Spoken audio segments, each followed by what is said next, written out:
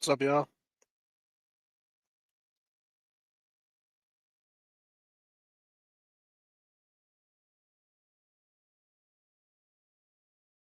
I don't know if I can face it again. I can't stop now. I've traveled so far. Not about to end. I pass my time with strangers, but this battle's my only friend.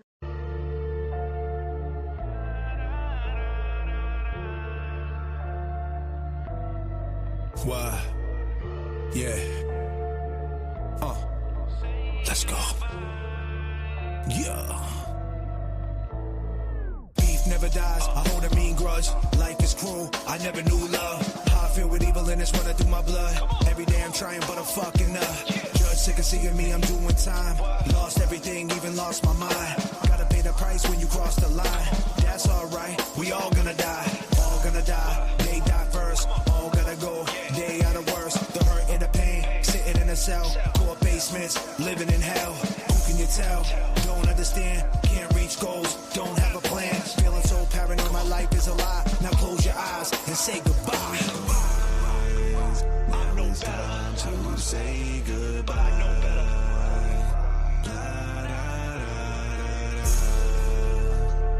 Time to say goodbye. Police on the bus, yo, they took my hat. Let time pass and I got me a strap. Found that motherfucker and I took it back. I grew up in the era where they cooked the crap. Law library, fighting for his life. Love from the mods, got caught with a knife. Shedding some light, it's getting dark. On the same corners, but we worlds apart. Play it smart, they're watching every move. Only a fool got something to prove. Nothing to lose, we making gains. Running around, chasing fame. Know my name, heavy in the game. I played my part, I made my lane. Feeling so paranoid, life is a lie. Now close your eyes and say goodbye.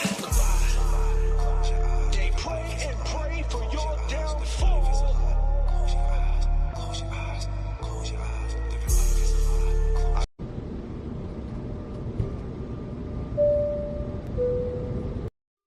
Ladies and gentlemen, we do thank you very much for your attention, and now we invite you to sit back, relax, and enjoy the takeoff. The captain has made tower communications available, so if you'd like to monitor the air traffic system, you'll find that on channel 9 and your headsets in the seat pocket in front of you. We'll give you a little That's more. what I've been dreaming about, a really good score, you know what I mean? And I'm gonna party. Ooh. Yeah, shit. I'm gonna go to Mardi Gras, I'm gonna go to Vegas, and I'm gonna go with enough money in my hip pocket to catch them fine bitches, you know what I mean? I spend almost every night of my life dreaming about this kind of shit. Dreaming? Yeah. Dreaming. That's bullshit. Get a job. That's what you're gonna do. You're gonna get a little job, some job a convict can get. Like scraping off trays in the cafeteria or cleaning out toilets. And you're gonna hold on to that job like gold. Because it is gold. Let me tell you, Jack, that is gold. You listening to me? Pay attention to what I'm saying, motherfucker. And then he's gonna look around the room, see how you done. He's gonna say, oh, you missed a little spot over there. Geez, you didn't get this one here. What about this little bitty spot? And you're gonna suck all that paint inside you, and you're gonna clean that spot. And on Friday, you pick up your paycheck. And if you could do that, you could be president of Chase Manhattan. Not me, man. I wouldn't do that kind of shit. I'd rather be in fucking jail. Could you do that kind of shit? I wish I could.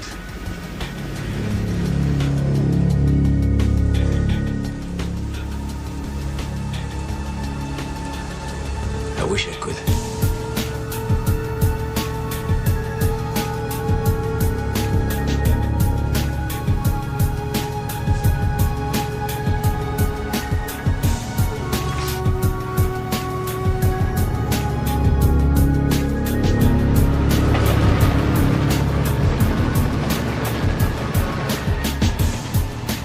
It could get dark for sure. Ladies and gentlemen, we do thank you very much for your attention, and now we invite you to sit back, relax, and enjoy the takeoff.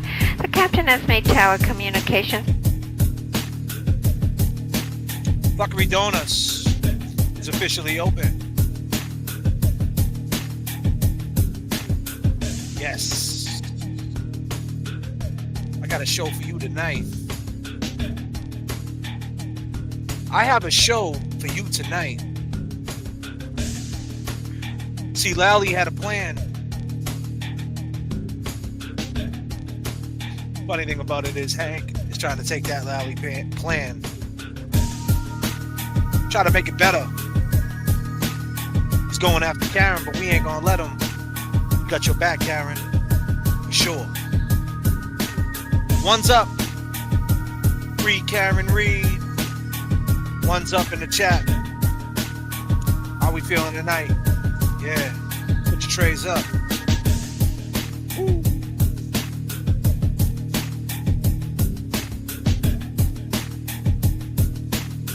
I have a show for you tonight.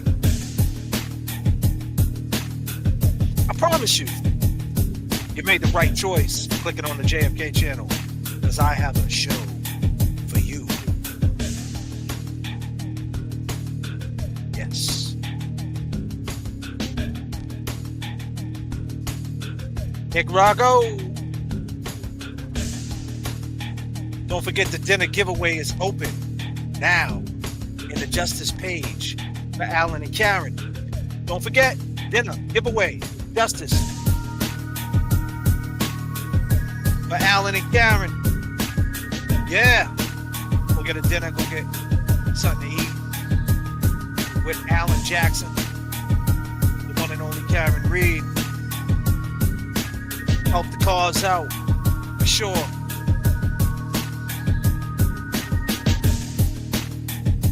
I promise you. I promise you.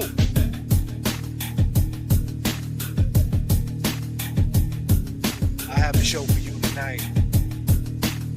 I switched my motto. Instead of saying fuck tomorrow, that buck that bought a bottle could have struck the lotto. Once I stood on the block, loose cracks, produced stacks. I cooked up and cut small pieces to get my loot back. Yes. Yes. Will James be on this flight tonight, Gigi? Well, I don't know. That's up to James, but I'm your pilot. Show goes on. And that's the way it goes. Nothing but love to James Jackson. This might be a solo flight, so we're going to take it real slow, real calm. If he wants to jump in, he knows the Fuckery Donut Shop. He knows how to hit the link, and he can jump in anytime he wants. He's always welcome here at the Fuckery Donut Shop. Where's your boy James? Is that the question of the night? Where's James? I don't know. At James Jackson. Where are you, buddy? Like I said, he has the keys to the store, to the donut shop. Come in anytime he wants. Full Melton. What's up? What's good, JFK? You know, just hanging out. Figured on this Friday night we could talk the talk. See, Lally had a plan. Higgins was on the phone at 1:34. See, last night Jimmy asked me a question. He said, JFK, you're good with times. Who do you think he was on the phone with? And I said, well, hey, is it possible? Is it possible? And I just threw this out there as speculation, and I don't know. And I'm not standing on it. I'm just throwing it out there because Karen was in a rage that night. She was very upset. She didn't want John to go in that house. No. She didn't want John to go in that house. Can we all agree on that? Can we all agree that she was talking to Higgins behind John's back? And I know that's irrelevant. I get it. This shit is ugly. It's old news. We get all that. I get all that. I'm not against Karen. No, I'm not against Karen. No. Far from it. I don't even like saying these things. But this is the ugly part about covering a case. It's the ugly part when you're speaking about the elephant in the room. We got to talk about the elephant in the room, because if you don't, the sneak gets away. And the sneak I'm talking about is Higgins. He's the sneak. He's the guy that initiated it. He's the guy that drove up the street, seen Karen minding her business, right? She was minding her business. And he pulled up to her. Hey, what are you doing out here? She's like, hey, I'm just doing some weed whacking. He started talking to her. How's John doing? How's the kids? Scumbag shit. This is what scumbags do. Then he goes, you know what? I'm going to call you the weed whacker girl. Gave her a nickname. That nickname shit is funny, man. Anytime I ever met a dude that told me his girl, he had a nickname for his girl when there's so much more to the name. Like, your name's Danielle. If your name is Lois Lane. If your name is Josie Lou. If your name is Kim Robertson. If your name is Kerry. If your name is Mel.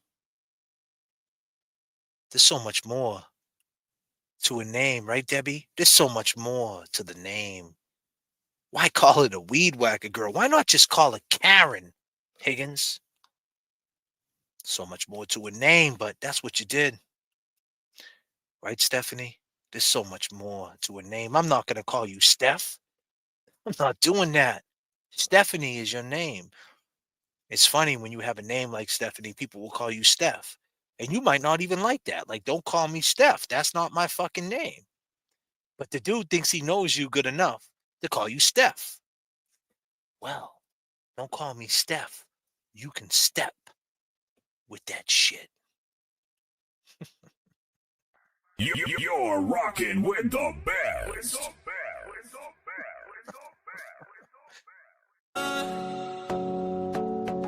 Straight up now, tell me, is it gonna be you and me together? Straight up now, tell me, is it... So much more to a name. So you pulled up Higgins and you gave her the nickname. Karen, at the time, going through some things. John was acting up.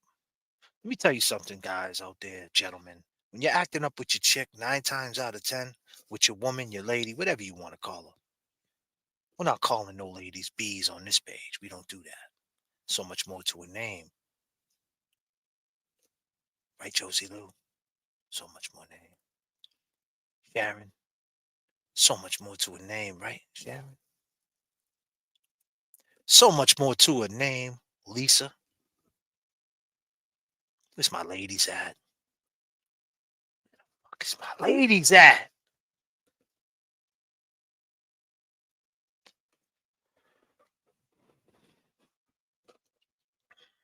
She was going through some things. 9 times out of 10, when you disrespect your woman, you treat her like shit.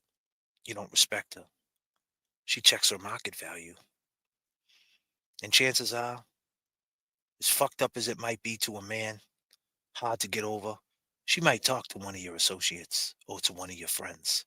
Just happens like that sometimes. Probably not the smartest move, but it happens. But if you know anything about women, you got to expect that. You have to expect that. It is what it is, man. This is what women do. Not all women. Disclaimer. Not all women. But this is what some women do when they don't feel right. They go check their market value.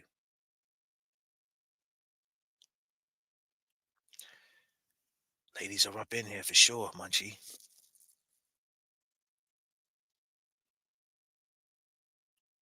Danny is free. Danny, I'm going to make a public apology to Danny. See, I thought Danny was on the other side. I looked at my chat one night because things go flying. I was flying the airplane. It was turbulence. You know, and my co-pilot, James, pulled the trigger. But I found out Danny was all right. So Danny's back. And I apologize, Danny. You know, I'm not perfect. I'm just a pilot. I'm sorry for the turbulence. But the thing is, so much more to a name. She checked her market value and she talked to Higgins. So that night, Jimmy, going back to last night's chat, Jimmy asked me a question. 1:34 a.m. Who could she be talking to? Now, she was in a rage because she didn't want my opinion. She didn't want John to go in the house, right? Because he goes in the house, he's upset. Why is this dude texting me at 12:20? Why are you acting all weird for? See, the car ride is the big deal to me, right, Karen, Nick? It's the car ride. Because we know, and we're talking about the trial. See, yesterday brother counsel, whatever his name was, he had 2 people up there. I don't know who them people were, but you know.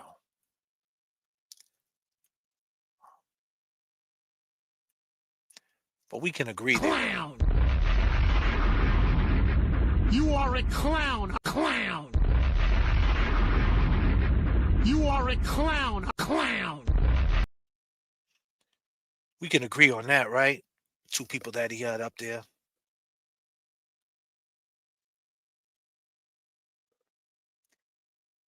And brother counsel said, listen, man, I just want to talk about the courtroom, the trial. I want to talk about what's inside the courtroom. And this is what I'm trying to do. So when I speak on Karen in this light and I give some type of opinion, it's coming from the mindset of how they're trying to paint it in that courtroom. Whatever she did in her life, it is what it is. Shit happens. She shitted on John. Gives a fuck. R.I.P. John O'Keefe. That's their business. But at the end of the day, I want Karen Reed to be free, and I want the people who did this, who did John dirty, I want justice. That's what I want. No big deal. That's what I want. Am I going to get it? I don't know. But I always speak from the courtroom. I came into this always speaking on the reasonable doubt. There's so much reasonable doubt. All the evidence is circumstances. And at the end of the day, there's more circumstances on Karen's side than on their side. So why ain't she walking? Reasonable doubt. Ain't that what we talking about here? But we had these other people on the brother council yesterday talking conspiracies, saying the government was conspiracies, that Archer was painting, they were more on the defense's side, and they told the defense's theory that they wanted. Did I say that right? I don't know. But you guys get my fucking, you guys get it, right? You get it. Right? You get it. But we all know they had no stake in the game. They're coming from the feds. They don't care. And they said if you get hit at 15 miles per hour, your arm's going to break. You're going to have bruising. Then the clown went on to say, well, there was no autopsy. And if there was, his arm would have been broken. Well, it didn't look broke to me. Right? And that didn't come up in trial. So at the end of the day, there's reasonable doubt right there. Karen has to walk. You don't like Karen? Oh, well, Karen has to walk. But the picture that they're going to paint, that I'm going to get into tonight, that Karen went back there at 5:23. Lally is painting that picture. She walked back in the house, didn't take her shoes off. They say conspiracy. Listen, that conspiracy that you're talking about is old fucking news, man. We seen the trial. We're on trial number 2. Take that conspiracy, it up, and stick it up your candy ass. Yeah, you. We don't care about the conspiracy. Now you guys are painting conspiracies. And Lally painted the biggest conspiracy, that she went back there. 5:18, she left the house. 5:23, she stopped by 34 Fairview, and then she went over to Jen's house, and she seen John O'Keefe in the snow. Then went to go get Jen, to go back to Meadows Ave, to then go to get John. That's how she knew he was there. That's how they got the murder case. So back to the question. I know I'm circling the block a couple of times. Back to the question that Jimmy hit me with. She was so irate. She was so upset. She said all these things because she did not want Officer John O'Keefe to go in the house.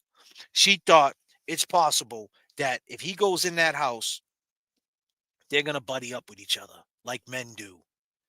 Even though John was pissed, like, yo, why you texting me? Why you acting up? You're inside the bar, throwing your hands up. You're texting me. Chris had to hold you back. What's good, bro? I had you at my house watching the game. You just respected me, man? I'll fuck you up. Isn't that right, Paul? Because you, Paul, you know exactly what type of time your brother was on, right, Paul? Because you know your brother. Would your brother let people disrespect him like that, Paul? Would he? I don't know if I can face it again. I can't stop now. See, I can't stop, Paul. I can't stop now. I can't stop, Paul. I got nothing but respect for you and your mother, Paul. But you know, your brother wasn't going for that disrespect. Not with that dude, Higgins. He had him in his house, man. What's going on? I need to figure this out. Karen was worried at that point that they're going to go in there and they're going to buddy up as men. And she was going to be on the outside looking in. She would have to pack her shit up. She's going to be the one in a blizzard going to her dad's house. Is that the reason why she called her dad? We had a phone call a couple of weeks ago. Dude called up and said, of course she called her dad. John wasn't coming home with flowers. If you're out there in the chat, throw your peace sign up. Let me know that was you who called. I forget his name. Good point. She called her dad like that.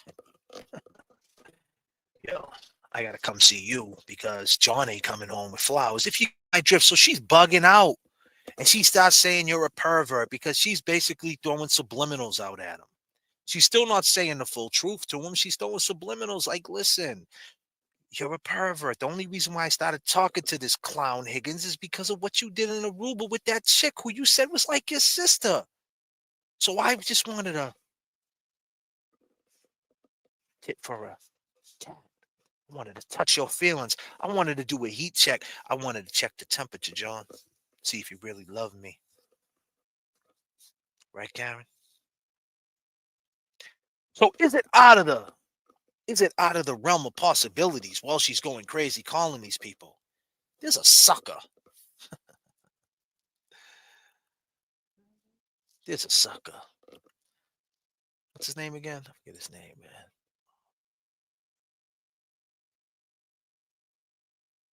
You guys know who he is. Hey, man, what's up, guys? Kevin from South Boston. What's his name? Hey, man, what's up, guys? Kevin from South Boston. Hey, see, Kevin from South Boston was a sucker. She knew it. She had him wrapped around the finger.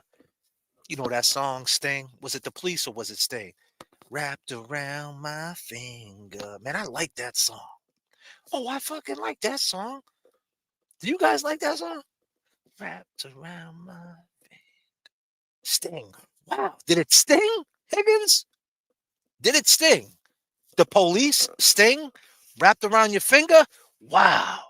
Ain't that some shit, Kevin? Oh, man. What up, Turtle Boy? P.S. The JFK show was fire. Yeah, I love the JFK show. Shout out to JFK and James Jackson. Love them. Great stuff there. 39,000 feet. Brand new! I know you're going to dig this. I got a show for you guys tonight. Are you guys with me right now? You following? You picking up what I'm putting down?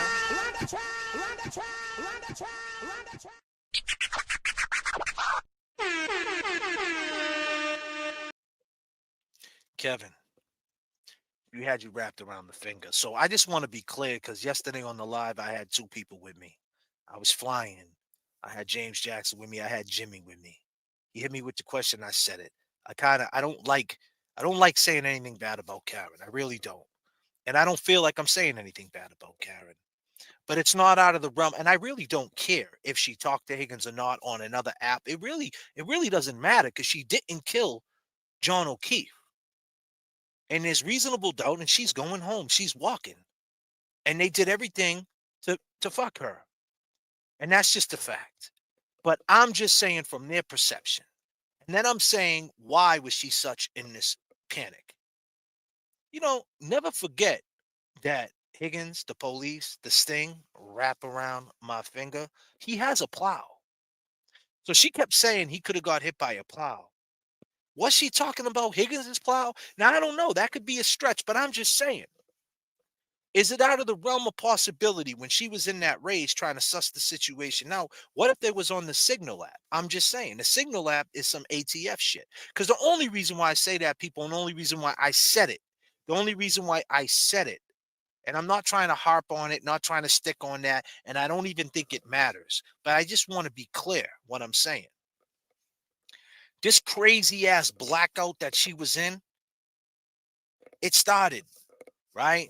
And it's not out of the realm of possibility that if there was another app, let's just say if there was, and she hit this guy up, Kevin from South Boston, like, what's going on? Did you finally, did you tell John about us or whatever? And then he turns around and says, nah, I don't know what you're talking about. And she thinks he's playing with her. Now she thinks that both of them are playing games with her. And that sends her more into a rage. I'm just saying, because we had a psychiatrist on We had this psychiatrist right here, people. So I was just trying to make a point last night. You guys got to understand, watch last night's live before you jump on me tonight. Please watch last night's live. I'm just trying to circle back a little bit of what was said last night. But this woman right here, she was bad, man. She was bad news. Social. This is what she was saying. O'Keefe, the night social worker and trauma social worker and trauma expert Sherry Botwin. Sherry, thank you for being here. We hear a change of tone in Karen Reed from the voicemails that she left O'Keefe the night to the morning after here. What do you make of all of that, Sherry? You know what I'm thinking when I listen to the messages from earlier in the night? She's hysterical. She's saying accusations towards him. She's seeming very, very angry. And then there's a shift in her tone. And again, for me as a therapist, when I'm watching this trial and listening more to the evidence and the things that she was texting and the voicemails, to me, again, it all lines up with this is a deeply disturbed woman who I believe is dealing. Or was it? Or was it, lady? These are the voicemails, right? So this is what taints the jury. This woman is out there talking this shit. Now, if any of the jury's watching that, that's tainting the jury pool. And this is the type of energy they're going to have in that courtroom, that she was unhinged, she said all these things, and that she wanted to murder John. This is what they're going to say in the courtroom. Now, like I said, outside the courtroom, whatever, man. You talk to Higgins, you messed with Higgins behind. That's none of my business, man. I could care less. But we talking about inside the courtroom. I'm trying to stick to the case. This is how they're gonna paint her in this courtroom. And this is what Lally started with, and this is what Hank is going with now. And he's trying to turn it up a notch. Now we got a lot of good things in our corner. Now, this lady's talking about she's crazy and she got borderline personality disorders, never met the woman in her life. It's crazy. To the morning after here. What do you make of all of that, Sherry? You know what I'm thinking when I listen to the messages from earlier in the night? She's hysterical. She's saying accusations towards him. She's seeming very, very angry. And then there's a... But what could have made her angry? I'm just saying, is it out of the realm of possibility that she thinks John's in there talking to Higgins? Then maybe on another app she called Higgins. Now you ask, what do you mean by this other app, JFK? Who gives a fuck? Why you keep saying that, JFK? JFK, what are you doing? You wrong, JFK. You wrong. Shut up, JFK. You guys are right. I need to shut the fuck up. You're right. But this is the point I'm trying to make. The point I'm trying to make is that at 11:54 the next morning, at 11:54 the next morning that morning of January 29th, that morning, she texts Higgins, John died. It could have been a continuation of a conversation. What made her so mad right around 1:30? At 1:30, that's when she picked up and called her dad. She's sussing the situation out. Then she crashes. She's up. She's manic. Then she crashes. She falls asleep at 4:55. Now she thinks he got hit by a plow. Did Higgins say anything to her? Did he ever say anything to her? Because here's the thing, what I'm trying to say, Kevin. At one point in time, right?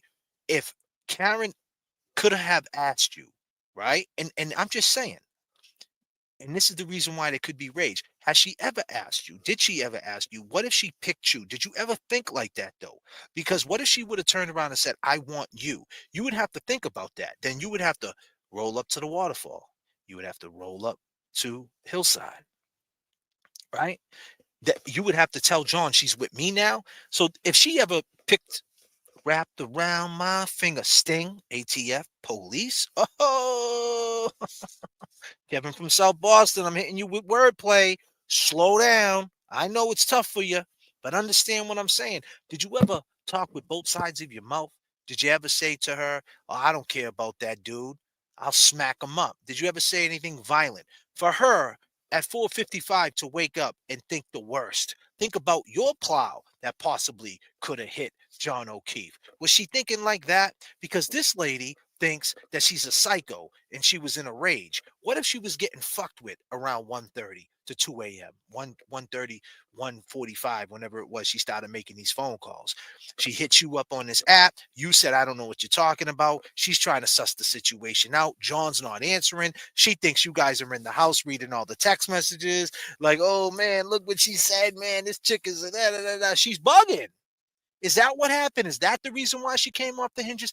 That's why yesterday's live, people, I answered the question like that. Does it matter? No. I'm just saying it's a possibility. Does it make a difference? No, because they'll never find it on a Signal app, and it really doesn't matter. But it makes you think. At 11:54 in the morning, she texts him, John died. Now, did she mess up and hit him on the main line? I don't know. Now, on a Signal app, you can't find that. Okay, if she erased the Signal app and he erased the Signal app, it's encrypted. They can't find it. All right, so let's be clear on that. A lot of drug dealers use that. He's ATF. This guy would probably be on something like that. That's one. Number two, you got to think to yourself, why did he call in and say, when this comes out that she did it? Now, you got to ask yourself the question, did she talk to him and she went back to it? Because you got to say they're trying to paint this picture that she went back to 34 Fairview. Now, there was some time. Now, let's just say she did go back to 34 Fairview. Again, that doesn't mean she killed him. But that's how they're gonna do this. They're gonna try to make this as simple as possible. She went back to 34 Fairview. She seen him there. She could have helped him. Time is the essence. They're gonna try their hardest to make the Alberts and all the people who did it seem that they didn't do it, and that 523, that phone call, you guys know that one. The one that she made at 523. You guys know the one I'm talking about?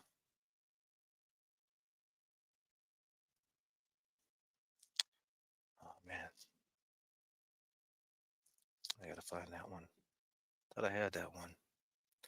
But yeah, 523, there was that phone call that she made. And she said, John, where the hell are you, right? That's what she said. And they're trying to say that she said, John, is that you? I don't believe that at all. I see a big super chat up in there. I'm going to take that real quick.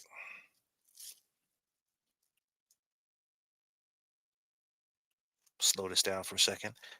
Cynthia with the $4.99 super sticker. Thank you. Appreciate that. Where is Matt Kelch? I don't know where Matt is. Cynthia with the super sticker. Josie Lou with the big $200. God damn, Josie. Woo-wee. Would you believe it? Man, that's love.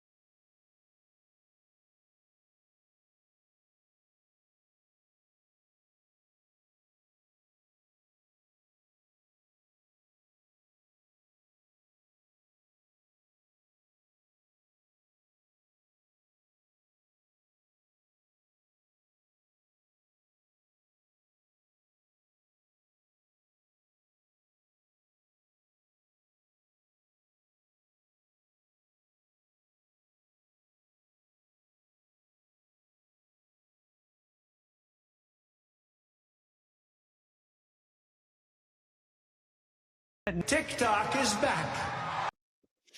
Josie Lou, we're with you. Lally's puppet is roasted. You would have to make a heck of a lawyer. Higgins picked up a Ziploc bag for Brian at CPD at 1:26 at 1:34 a.m. on 1/29/2022.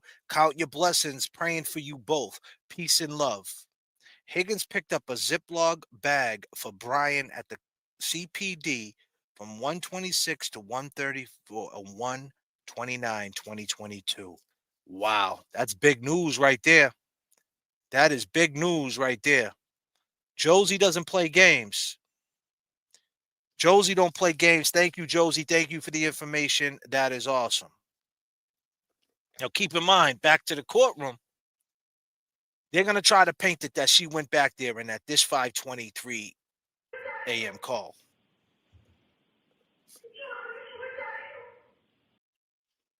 John, where the hell are you? But they're going to try to say, John, was that you?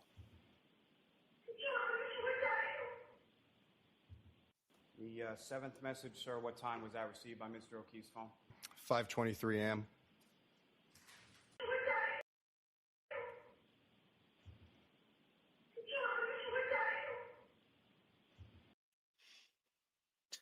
Now, that's what they're going to try to paint, right? And then you got women like this who are trying to say that she's a psycho and she's crazy. Just in her tone. And again, for me as a therapist, when I'm watching this trial and listening more to the evidence and the things that she was texting and the voicemails, to me, again, it all lines up with this is a deeply disturbed woman who I believe is dealing with or demonstrating signs of borderline personality disorder. Oh, well, I would love for you to dive in on that because a social worker and trauma expert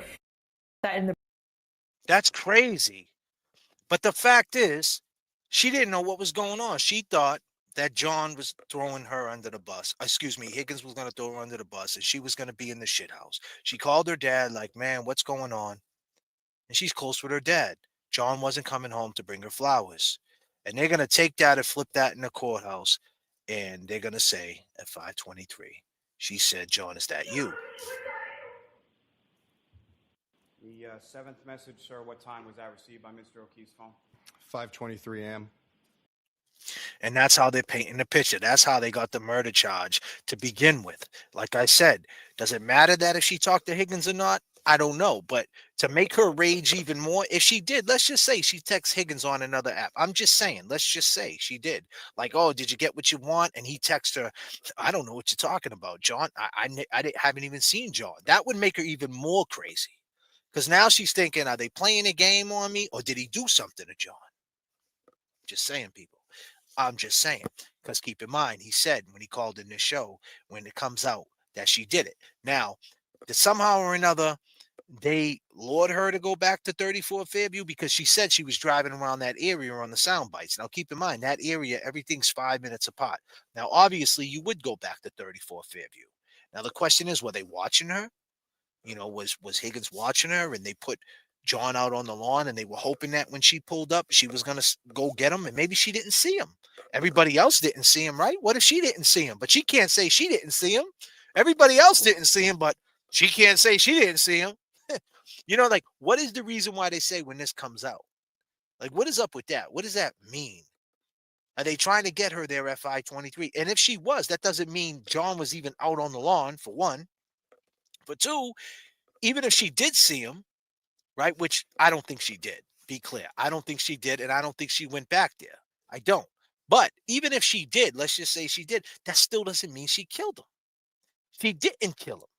But why did Higgins, he called up, when it comes out that she did it, why are they running with this 5:23 a.m. phone call? And why are they trying to put her back there? Because Hank, when you see him in these motions, he talks about there was time for him to be saved, as if she did see him and there could have been time for him to be saved. Well, so that's that in the courtroom. Now listen to Lally right here, this guy.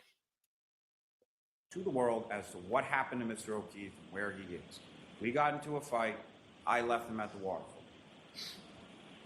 5 a.m., the defendant calls Kerry Roberts, saying, John's dead, Kerry, hangs up the phone. 5:01, the defendant calls Kerry Roberts again. And it's at this point that she indicates that John's dead. He must have been hit by a plow. What plow is she talking about? 5:07 a.m., the defendant leaves One Meadows Ave. You have the video of that. It's number 153 in Exhibit 6.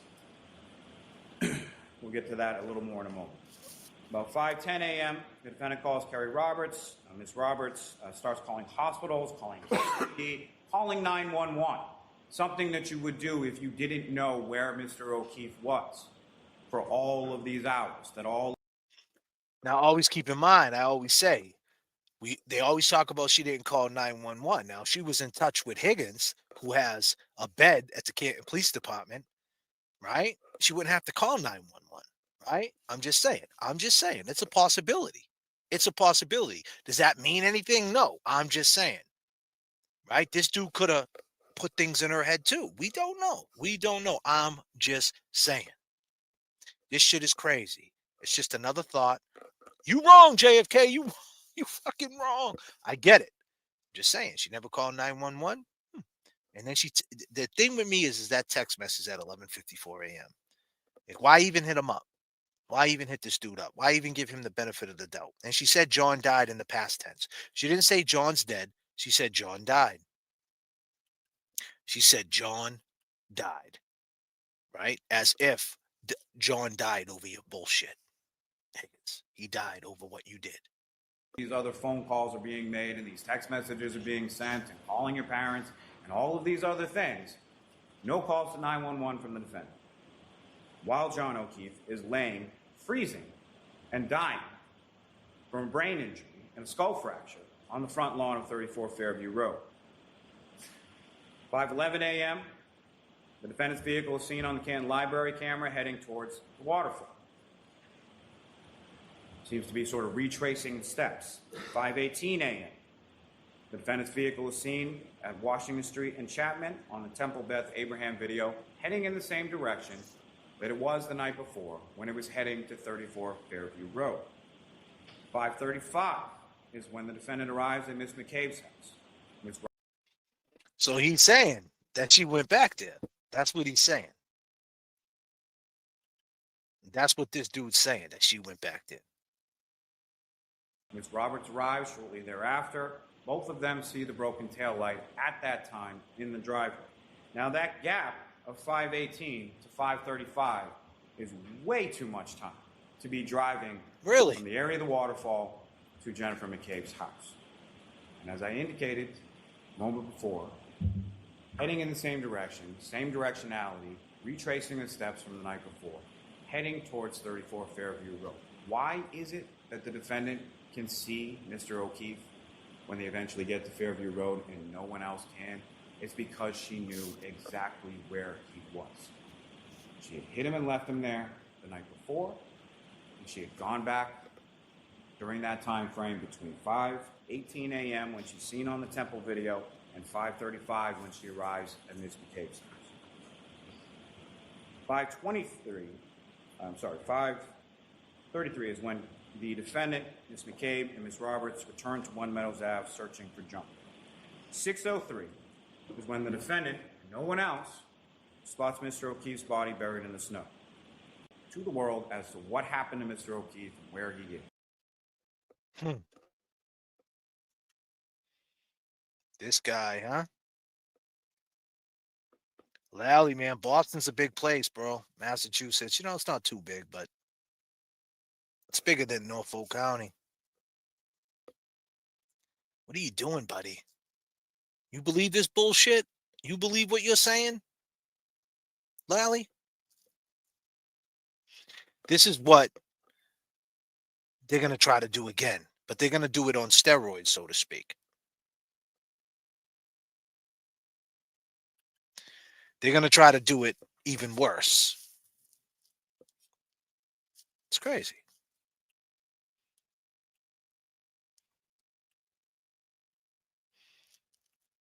Josie Lou, can you message me? We got a hot take. We got a hot take tonight. Let's read that again. Everybody who didn't read it, Josie Lou dropped this.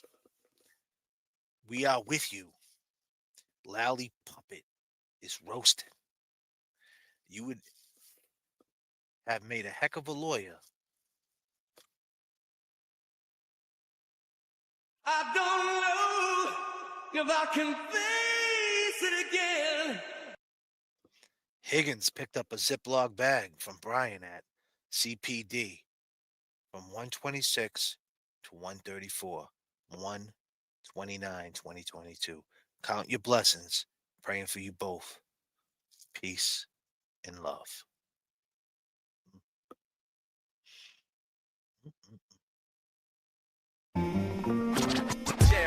I'm raw hustler, get your baking soda. Crazy. We got breaking news here on the JFK channel. You're now rocking with JFK. Static selection.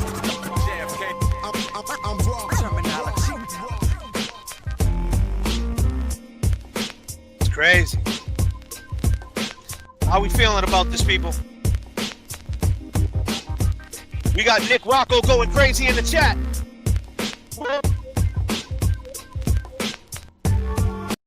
You know what they say, right?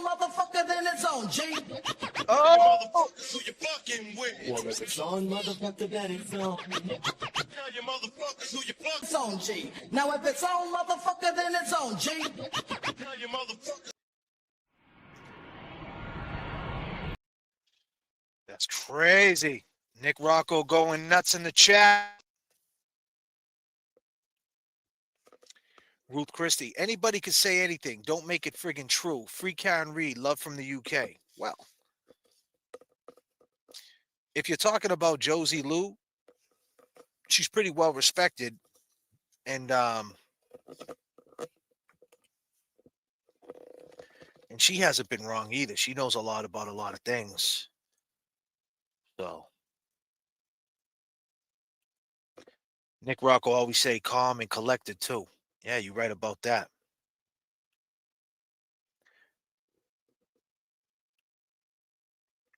I knew it felt funny.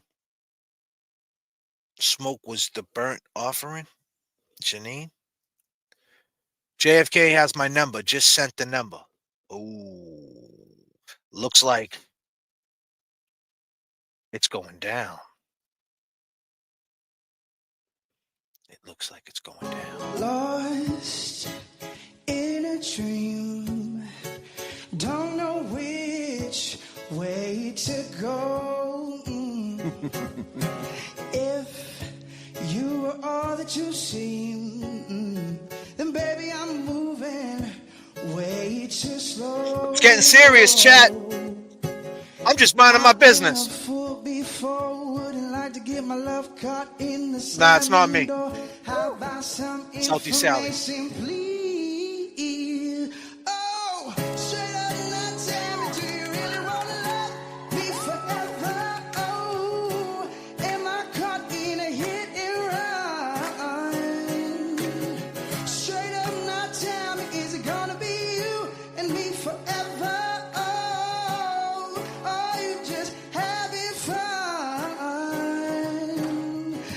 I switched my motto. Instead of saying fuck tomorrow, that buck that bought a bottle could have struck the lotto once. Straight up now, tell me. You're right, Josie. I mean, she's caught up in a hit and run. She's caught up in a hit and run. You know, all over love. You know, love is a funny thing. I got her number. Nick Rocco, you can hit me up at Jfkshowoff at Gmail if you want, Nick, or you can hit me up on my Facebook. It's in my bio. Nick, hit me on Messenger, and I'll get that number to you. Breaking news, JFK, let's go. Thank you, Josie Lou, for the breaking news. This is interesting shit. This is interesting. A Ziploc bag. A Ziploc bag.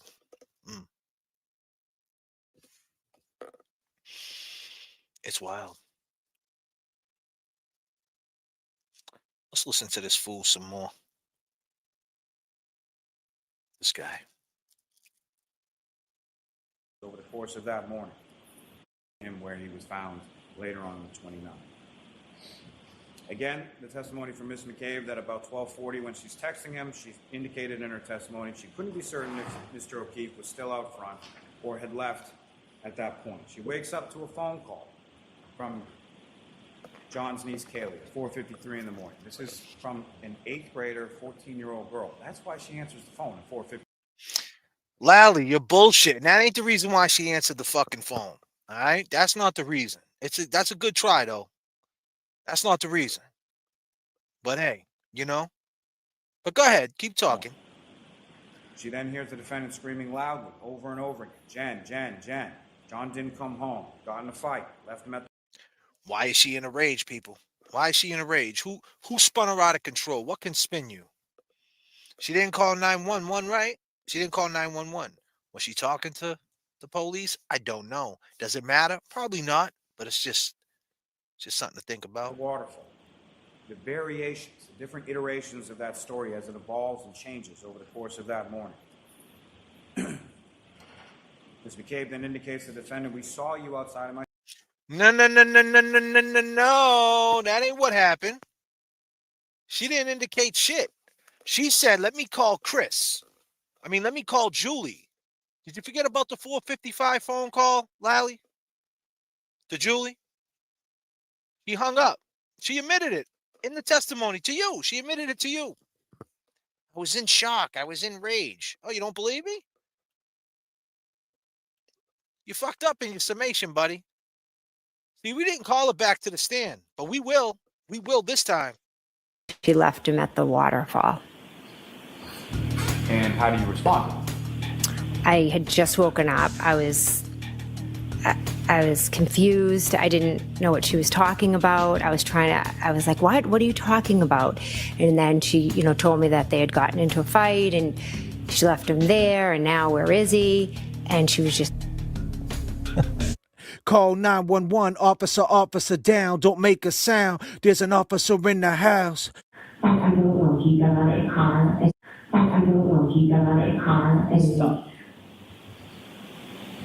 Was that you? Yes, that was. Is that the 911 call? Yes, it was. And what did you just say? I said, I don't know. He got out of the car. And this was at 6:03 in the morning, correct? Correct. And that 911 call, you said he got out of the car, didn't you? I did, because Karen Reed had told me that she had left him there. No, she didn't. You said, Jen, let me hang up with you. Let me call Julie and see if he walked home with Chris. That's what you said. All right. So I'm going with the first thought. That she was in a blackout. Out of my sister's house. Then she starts yelling, Jen, did I hit him? Could I hit him? Then they start discussing, or the defendant brings up her cracked tail. Then both Miss McCabe and Mr. McCabe hear the defendant screaming outside of their home at about 5 o'clock in the morning, or shortly after 5 o'clock in the morning. They go to Mr. O'Keefe's house. And both Miss McCabe and Miss Ross. Keep in mind, Jen, you said, let me hang up. Let me call Chris. Call Julie. See if he walked home with Chris. Then you called her back. If Karen would have never picked up your fucking phone call, she would never be in this mess. The point is, why is she saying this? Did she say all this stuff? Is this all lies? Was she in the background going, oh my God, what happened to him? Who's spinning her? What got her out of control? The rage turns into worry. Is it just who she is? Is that just what happened? This lady,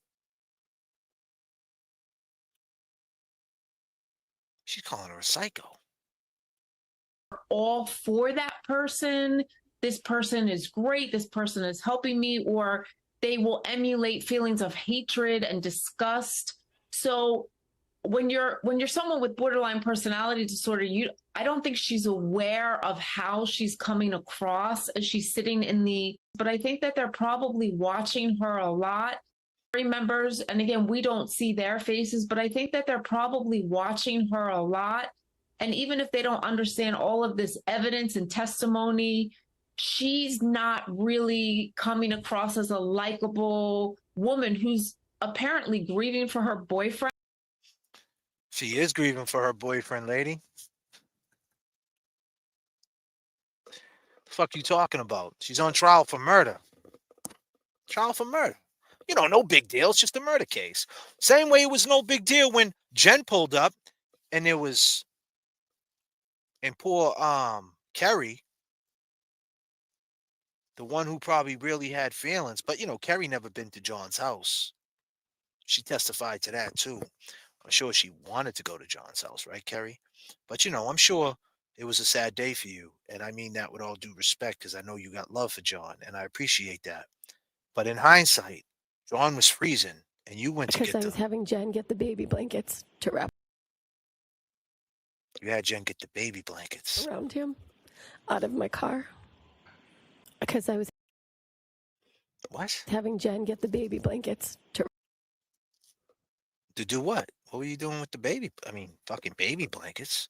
I mean, all due respect, I know John's hurt, but I mean, in hindsight, you know, now that you know how close she is with these people, they all showed up right after the cops left. They all went in the house. They all were fucking hanging out. They all got this story together, and she never went in the house to get a comforter. Oh, by the way, Kerry, she never said he was a cop either. The helicopter could have landed. Airwolf. You know, you ever see the show Airwolf? Now, what did you do again? around him out of my car. Because I was You went having where? Jen get the baby blankets. Oh, Jen went to get the baby blankets, but her sister, it's right there. She could have got the big comforter. Matter of fact, I heard it was January 20. It was January 29th. I heard that Christmas. Wait a minute. That Christmas, I heard she got her a brand new comforter set. Maybe she could have used the old one that was in the garage. They probably had it zipped up. I heard they were gonna give it away to the Goodwill, but they kept it in the garage. But you, Kerry, what did you to do? wrap around him out of my car. Because I was having Jen get the baby blankets to wrap around him. But the baby blankets ain't gonna work. And Kerry, listen, I wasn't there. That was a bad situation, a bad scene. And I mean that with all due respect, R.I.P. Officer John O'Keefe. It's not even fucking funny. It really ain't. But I'm talking about now, 3 years later, Kerry. You know, in the moment it sucked, but 3 years later, here we are. You know she could have went in the house and got him blankets. Why the hell is she saying, "Give me the baby blankets and let's wrap it around his elbow"? It's wild, man. Over the course of that morning, him where he was found later on the 29th. Again, the testimony from Ms. McCabe that about 12:40 when she's texting him, she indicated in her testimony she couldn't be certain if Mr. O'Keefe was At still outside 12:40 or had left at that point. No. She was certain. She was certain, Lally. Lally, there you go again. You're fucking up. She was certain. She was certain that she said she's seen the truck at 12:40, but we know that's impossible because she was already on One Metals Ave at 12:36. So what the fuck is going on there? I mean, You can't hide. I'm gonna find you. You can't hide. I mean, we're working over here too, Lally. You know, my man had to cross 3 lanes. We're working too. Yeah. I mean, my man had to run across 3 lanes. We're working too. Yeah. I mean, my man had to run across 3 lanes. I mean, that's what happened, right, Lally? I mean, I'm just being real. Like she said, she's seen the truck at 12:40. Oh, keep in mind, 12:31 is when she did the text, Lally. 12:31 when she went out the window. She was looking at the truck at 12:31, and she texts pulling back at me. The next time she went to that window was 12:40. 9 minutes went by, Lally. Then she seen the truck. Question is, was it Karen's truck? Because Karen was home at 12:36 on One Metals Ave at John's house. So 9 minutes went by. So it's possible, right? Isn't it possible for another truck to turn the corner and pull right by that flagpole? Especially if they know the house, to go through the little white fence down into the basement, into the dungeon, the boom boom room, the man cave. Am I supposed to send you a number, Nick? Are you on my messenger?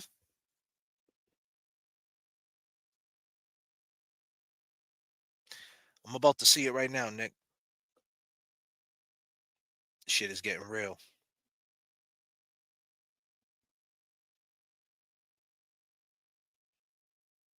I got to copy your number, people.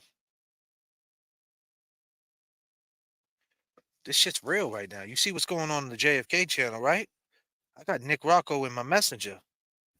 Nick Rocco, you guys know Nick Rocco, right? But you know, since we're about to hit Nick Rocco with the about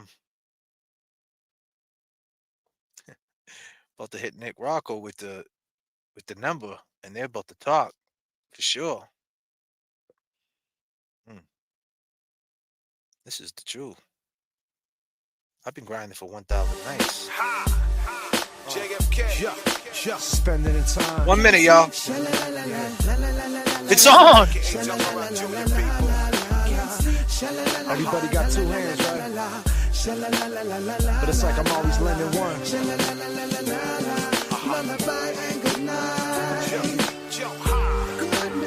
Don't let the bed bugs bite. It's time for owner gets to sleep. Sleep is the cousin of death. It's like you when you sleep. It's like you hold your breath. Daily I wake up on the wrong side of the bed and I hold my head. Ain't no time yes for lullabies. Cause if I can't sleep, the world stays up with me. Spaces and time, so many lockdowns. Spending the time, I render the rhyme. They must be out their fucking mind. Insecurities messing with their maturity. Please, their energy level does nothing for me. Still on the run like Nori. And these streets be like bull sharks with the territory. Woo! Technology is crazy. If people don't know what just went on, I just sent the one and only Nick Rocco a number. It happened in real time, so it's only right. When someone sends a super chat like this, they want to be heard. And this is what she said. Nick Rocco's on top of it right now. He's looking for her phone number. I just sent it to him. They're going to talk. We're with you. Lally's puppet is roasted. You would have made a heck of a lawyer. Higgins picked up a Ziploc bag for Brian at CPD from 126 to 134. 129 2022. Count your blessings. Praying for you both. Peace and love. Gifted 1 J.F.K. membership to Petty Paralegal. Thank you so much. And another one. Anybody could say anything. Don't make it friggin' true. You're right. But we're going to find out. Can we get that music? You so full of shit. Yeah, you need that. You know they're full of shit. A lot of people are full of shit, my man. Or a woman. The petty I think that's a woman. The petty paralegal. Right?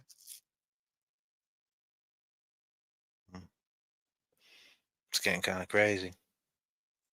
It's getting kind of crazy. Looking for that drop right now. Got the you wrong.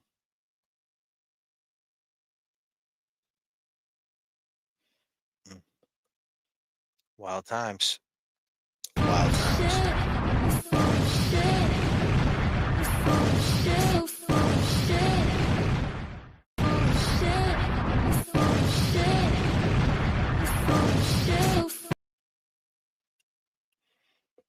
Thank you, Petty Paralegal. I appreciate that. It's been crazy. Nick, tell JFK about the CPD cameras and systems removed. I think he knows. I think he knows all about that. Had cappuccinos with sprinkles, number 1, so fired up to chat. Little Miss Red Velvet. Blinded by the light. Hey, and that brings a good point, right? Because we know Higgins had a plow on the truck. We know he had a plow on the truck. Now, most people, when they get these Jeeps, right, they hook them up. You see them, they put the lift kits on them. Now, if he got this, pretty sure he had one of these on it, right? No? I go by the name of J.F.K. All my people behind the wall right now, bang out, y'all. Bang on your doors. Concord, Middleton, to Worcester. Wherever you can hear this right now, this is for y'all. South Bay.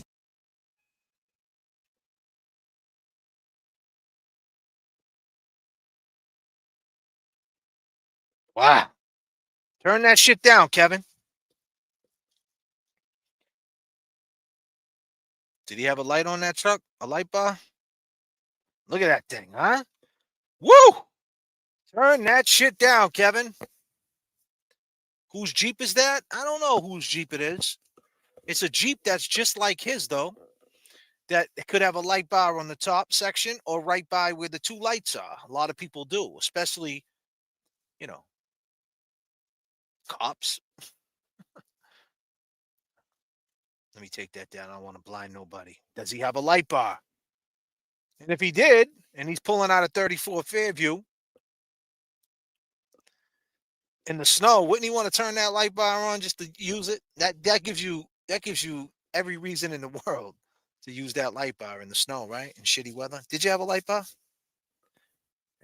Did you? It's just another question.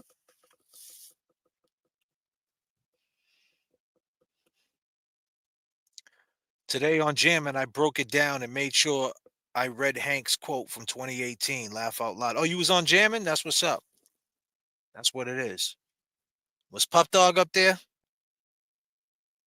I know a lot of them guys over there. I got to get on Jammin' too. Jump on there.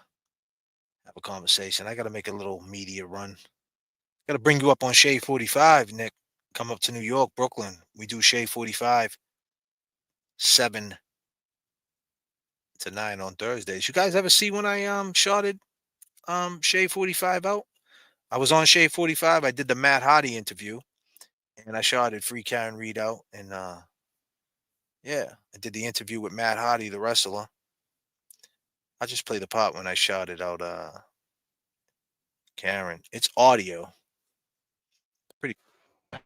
From that boom bap to the West Coast, real DJ shit, the real MC. Static Selector, aka the East Coast boom bap ambassador. Static Selector. Show off, show off. Show Off Radio live from Brooklyn. You know, we get down every Thursday night. We checking in Atlanta, man. Heels Have Eyes 4 is going down in Atlanta, Georgia right now. Westside Gun killing it with the wrestling events. He got Onyx rocking, Big Crit, Hardy Boys. Yo, J.F.K, who you got over there right now? Yeah, Static. It's crazy up in here. The energy's nuts. And we're here with the one and only Matt Hardy. What's up, Matt? I am here. I am experiencing the fourth rope for the very Any first fans time. of the Hardy Boys? I found myself in a ladder match. Imagine that. What a unusual twist of fate. That the Hardys are in a ladder match, but we're actually wrestling to compete and win the first ever fourth rope tag team championships. That's awesome. And you've been doing this for so long. How do you keep your mind, body, and spirit in check? Been doing it 33 years. I'm on year 33 right now. I would say my biggest secret currently, especially physically, is the ice bath, the cold plunge. I've been doing those things every morning, and my body has really been reborn because of those. Really? You're looking good, brother. Thank you, man. Check it out. Work in Listen. progress. Yeah. So this is like a hip hop mashup with wrestling, right? And hip hop and wrestling is kind of like the same, right? Yep. You got a lot of hip hop people with colorful names, a lot of wrestlers with colorful names. If you had any advice in the hip hop game or the wrestling business to get over, what would it be? I think trying to lean into who you are, whatever you're doing, be comfortable with what you're doing, and I think turn it up as loud as you possibly can. You know, amplify that personality as loud as you can, and just find a way to connect with people, whatever it may be. I'll be honest, my favorite rap group of all time is Public Enemy. And when I heard Chuck D doing everything in the beginning, I was like, man, this is a dude who like believes in something, he's got a cause, and he stands for it. And I had a lot of respect for that, and I appreciate that too, and that made me a big fan of Chuck D and Public Enemy. Absolutely. Thank you for your time, my brother. You got it. Thank you, you. sir. So I give a shout out right here, live on Shade 45, Sirius Satellite Radio. I thought it was cool. You know, like a 2 million listeners at a time worldwide. And I give a shout out to Karen Reed. So much. Thank you. Shade 45, Static, that's what it is. Free Karen Reed. Shout out to my partner in crime, James Jackson. Shout out to the Young Jerks, Turtle Boy, Free Karen Reed. Higgins, we know that was you that called. Let's get into my song. Static, drop that. Back in the days, J.F.K. Let's go. Back in the days when I was young. Yeah. Turn me up in the headphones. Summertime vibes, you know what I mean? He put it on my... Yes. Shade 45. Talking to Matt Hardy. Matt Hardy interview. Name dropping Karen Reed. It's all about awareness. That's what I'm about on this channel. I'm not about I'm not about the attention, you know. I'm really about the awareness, justice for the kids. JFK, love New York, flew there every week as a former cabin crew, got it as a goal for 2025. That's what's up. That's what it is. Yeah, NYC, baby. That was in Atlanta at Center Stage. But yeah, I've been doing radio for a long time. But yeah, back to what we were saying. I just sent the text message to Nick. We're gonna find out if it's real or not. I don't know why anybody would send a cash app, or excuse me, a super chat like that in the chat to let it be known. That's a bold statement to everybody, not just me, but to everybody. And she's part of the chat, and she's not a liar. She has a lot of good points. She's a successful woman. Um, and that's the backstory on her. I don't know her personally, but I know that she doesn't come off as a fake. So we're gonna find out now where she got this information. I don't know. I don't know. We're gonna find out though. JFA, have you ever do the UK with your tunes? Yeah, I've been over the pond. I haven't been in a while, but I'm gonna get back over there for sure. Is there any proof of the ass grab is going to the funeral and then why? I don't think so. I don't think so, because it's kind of like what um Microdot said. If they would have showed up, people would have been on them. All the Boston police. What happened? What do you mean? You were with him the night before, dude? You were with him the night before, dude? You was with him? What the fuck happened? He was at your house, dude? You went in the fucking house? What do you mean, dude? You were fucking with Karen? Yeah, dude. He was at your house, dude? And he was on your lawn, dude? You didn't go outside, dude? Why you got a black eye, Brian? Come on, Brian, dude. You know something, dude. Yeah, dude. Yeah. That's what happened. They didn't show up to that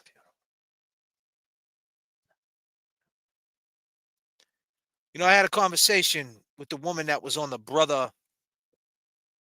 What is it? The brother law? What's that name of that? What's the name of that lawyer? He's a very smart man. I don't want to say it wrong. Disclaimer. Throw up a disclaimer real quick. Disclaimer.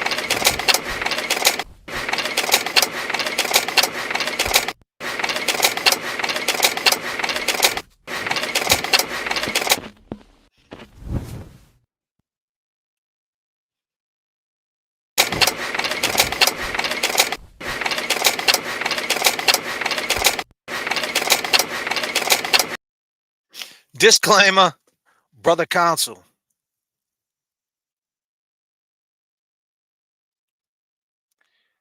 Oh my God, JFK is the yeah caller.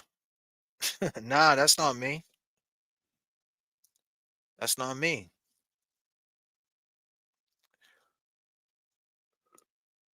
But the brother counsel,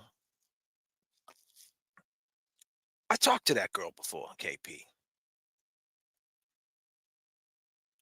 And this is what she had to say. I'm not going to give it too much airtime.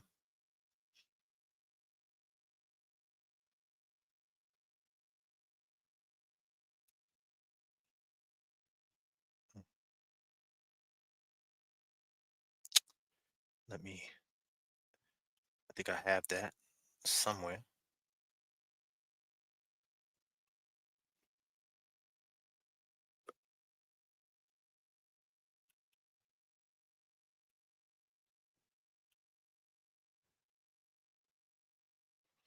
See, when I talked to KP, it was a crazy time, right? Because what happened was she called into my show, KP, the girl who did the brother counsel.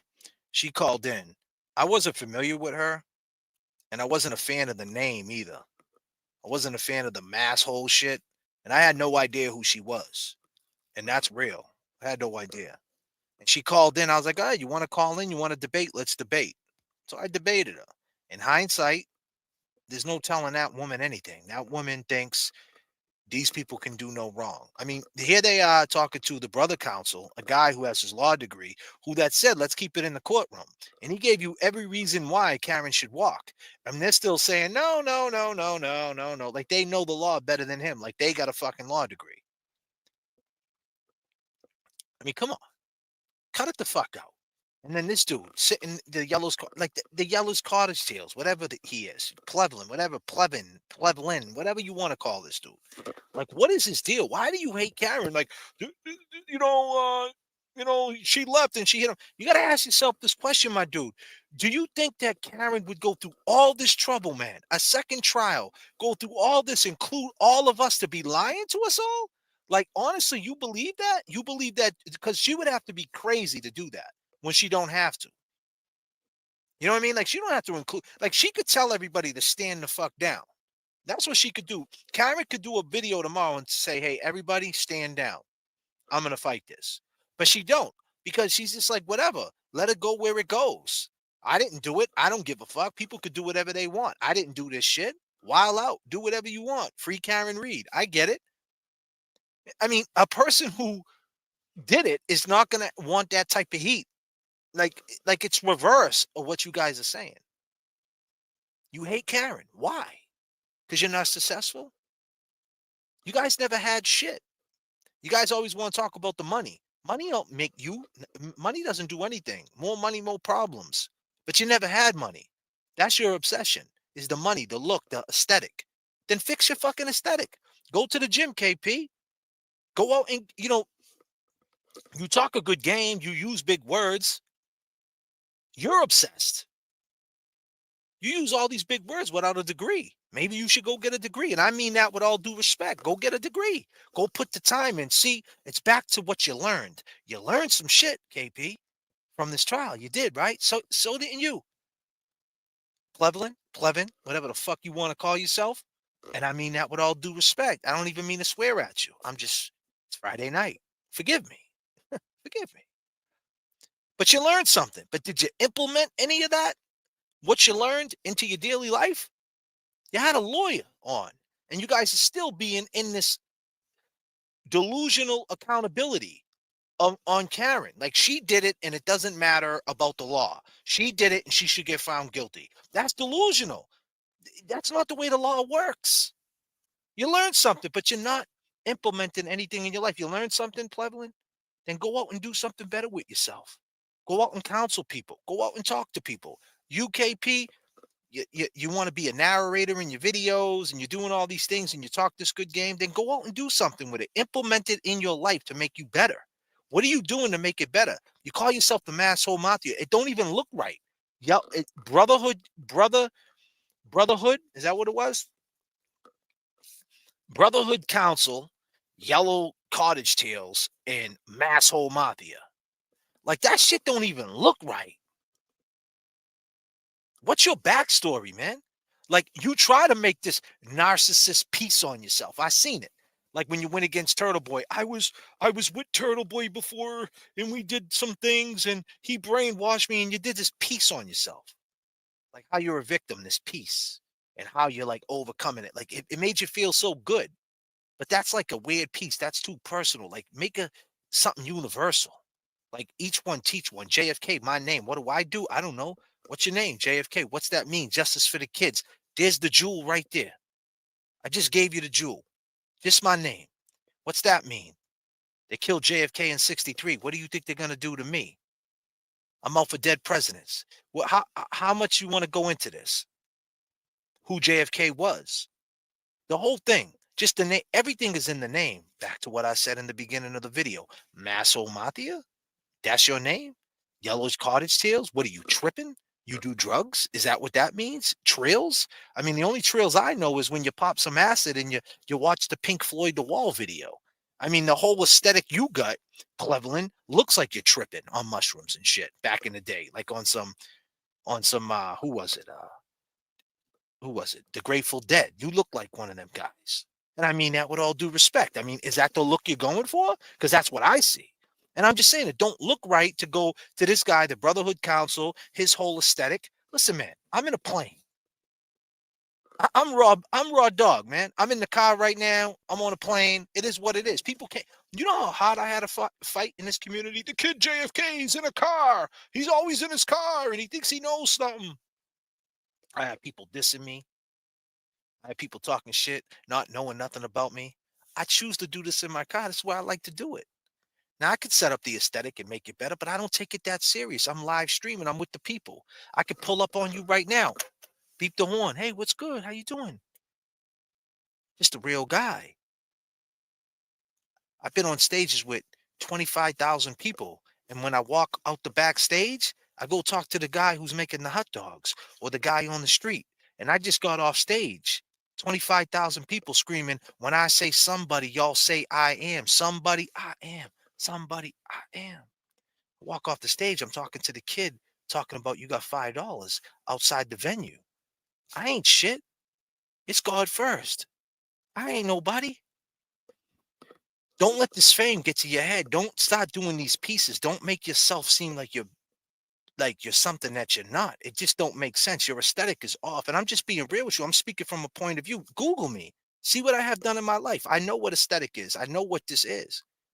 Now, don't get me wrong. I would like to someday make things bigger and better, but that's on the audience. And that's on where this goes and how further this takes us. For right now, we're 39,000 above the bullshit. And I'm not even knocking you guys, but you guys want to be them people. You guys talk like you know it all, and you don't.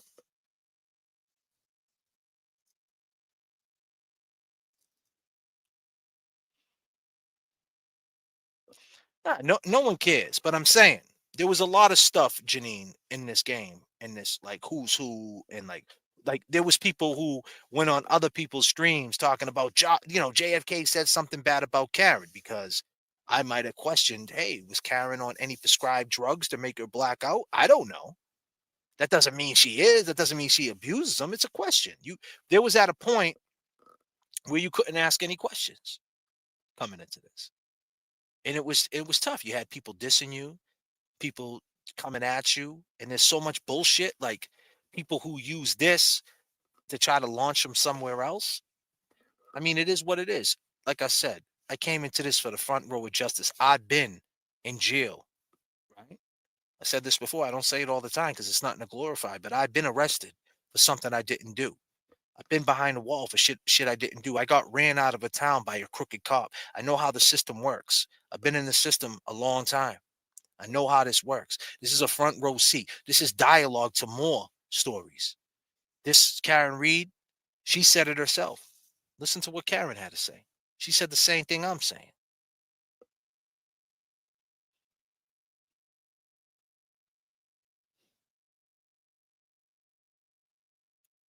If I can find it.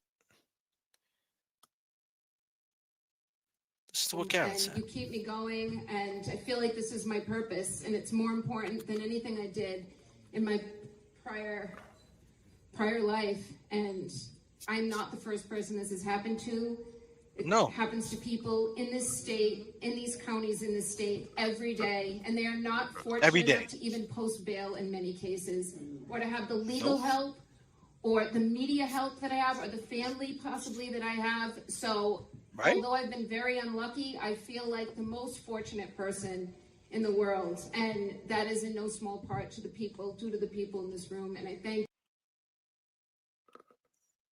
Once this happens to you and you get cuffed and something bad and the system does you like this, it becomes a point to speak on it. It becomes part of you. I'm a colon cancer survivor. I had colon cancer. I heard them 3 words, Paul. Like your sister heard, you have cancer. I heard them 3 words. You have cancer. 5 doctors in front of your bed at 5 a.m. in the morning. You look up and there's 5 doctors at the foot of your bed. You know it's bad. You know it's bad. What are they doing here? What do you guys want?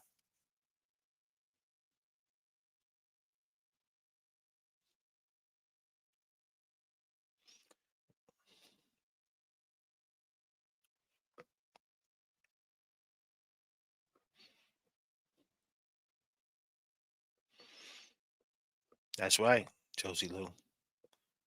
And my point is,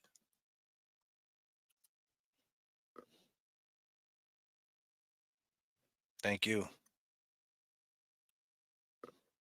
I did too. 10-year survivor, ovarian. Wow. Respect. But when they're at the foot of your bed, thank you, Jamie Z. When they're at the foot of your bed and you're wondering, what are they all doing here? Then they tell you what they're gonna do. This is this step, that step, and you got to go to the doctor. And Crystal J, God bless you, Crystal J. Did I hit that? I'm trying to find it. Crystal J, breast cancer, the deadly too, right? Colon cancer, breast cancer, the worst. BLT is sick as hell. What about BLT?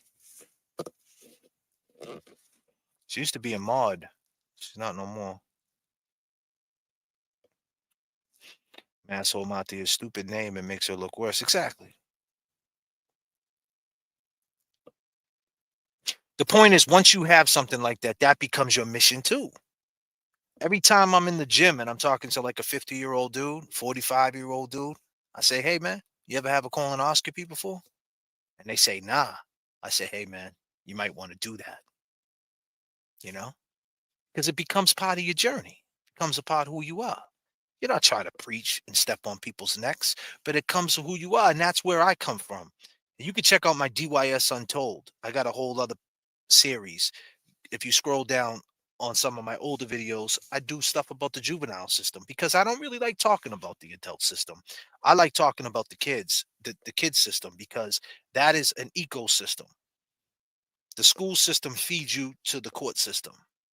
You don't go to school, you get a chins, they bring you in front of a judge, the judge gives you rules and regulations, you violate, they put handcuffs on you, they lock you up, then they commit you to DYS, and then boom, you lose a kid. You got from 15 to 21 to keep that kid right and him to buy in. It's all about a buy-in. You can lose them to the system. You know how many people I know that are got lost in the system, got out when they're 40 and finally got their life together?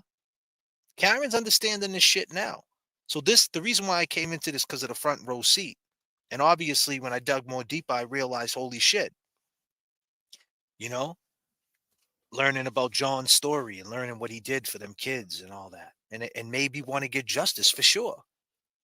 But everything after but is bullshit. But in the end, life goes on. Karen gets found guilty. Karen gets found not guilty. Justice for John, not justice for John. Life goes on. And that's the unfortunate part. But I'm going to play my part and do what I can and expose. And I feel like that's what I do, right? And just give you different vantage points and different looks of what goes on in life and just to be a better person and let everybody know it's God first. Like God got the will. Like I'm putting this in God's hands. Like when I was in Boston and I was at the Celtics game, I said, let me go inside the Canton Galleria. And that's where I met Seaside. He was giving me weird looks. And I said, why is this dude looking at me funny? And I'll just leave it at that. We had a conversation, kind of find out he talked to Higgins a couple of days before. He was Higgins's boy. This is no bullshit. This is not bullshit. This is real. This is God's plan.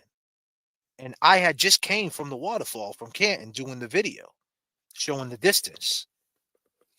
And then when I get back and I do it live and put it up, God took the wheel.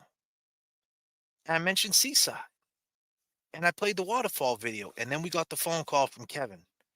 God took the wheel, man.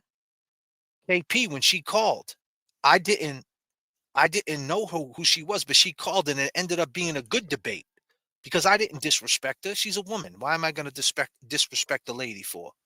There's really no need for me to disrespect her.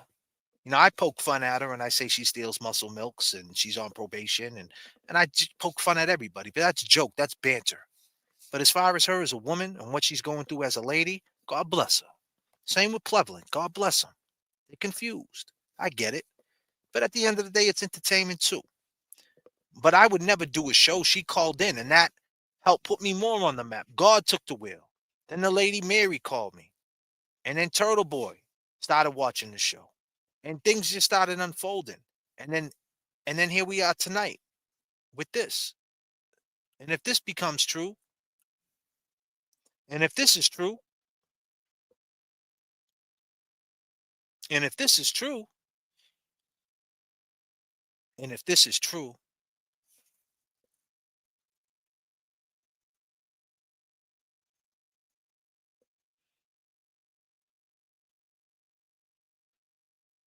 I don't know which. Straight up now, tell me, do you really want to love me forever? Or am I caught in a hit and run? Straight up now, tell me, is it gonna be you and me together? Or are you just having fun? Karen's caught up in a hit and run. For sure.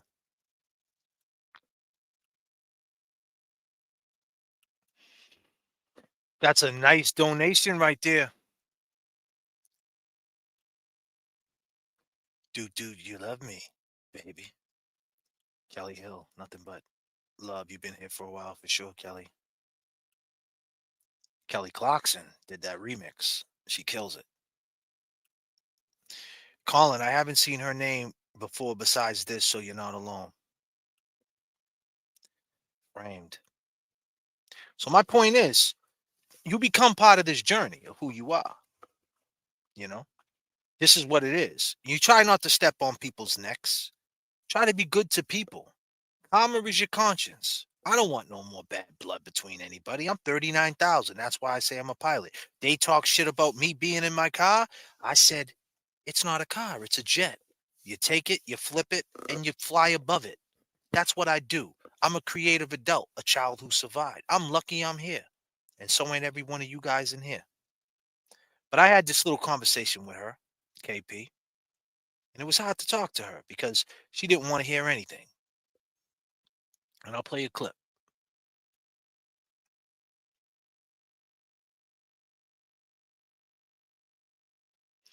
And why is that coming up that way?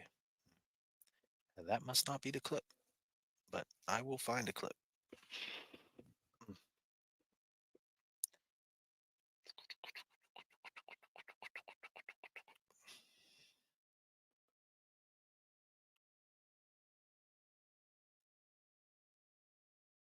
Like I said, she's not the easiest person to talk to.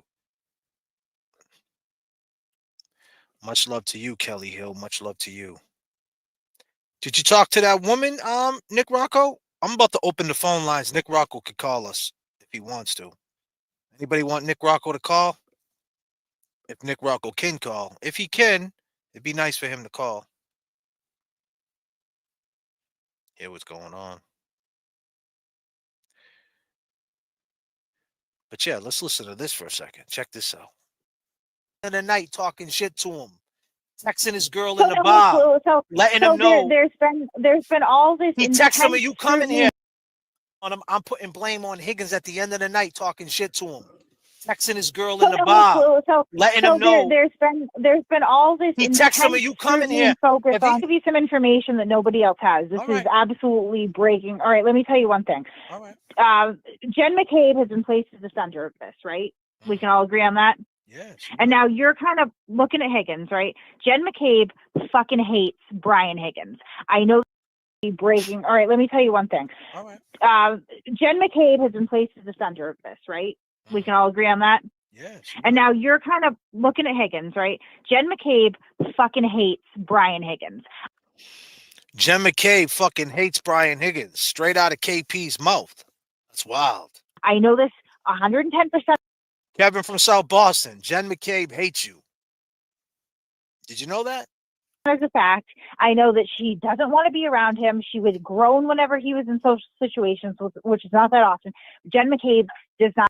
Which is not that often. Come on.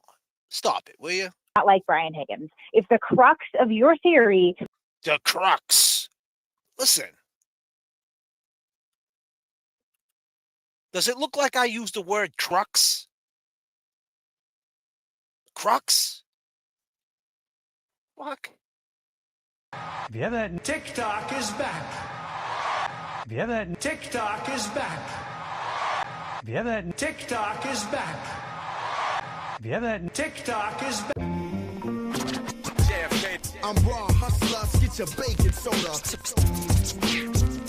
Revolves around Brian Higgins. There is a 0.0% chance that Jen McCabe would ever cover for that guy. She does not like him. We're invested in the truth of this case. I So am if you invested were really in the truth. open-minded, You got to tell me then what you would at happened with least make Higgins. You got to Higgins. Why is Higgins on the stand? On the stand, he said, "I didn't say goodbye to anyone." Why wouldn't they get on a platform and speak to their innocence? Why is that? I can tell you why. Number one. I asked her, why wouldn't they get on a platform and speak to their innocence? And this is what she had to say. Lisa Davy with a $10 super chat. JFK, you don't force anything or anyone. You are a force. KP is a clown. Intentions focus on hate, anger, deception. She is a desperate troll. You're right about that, Lisa Davy. And thanks for the words.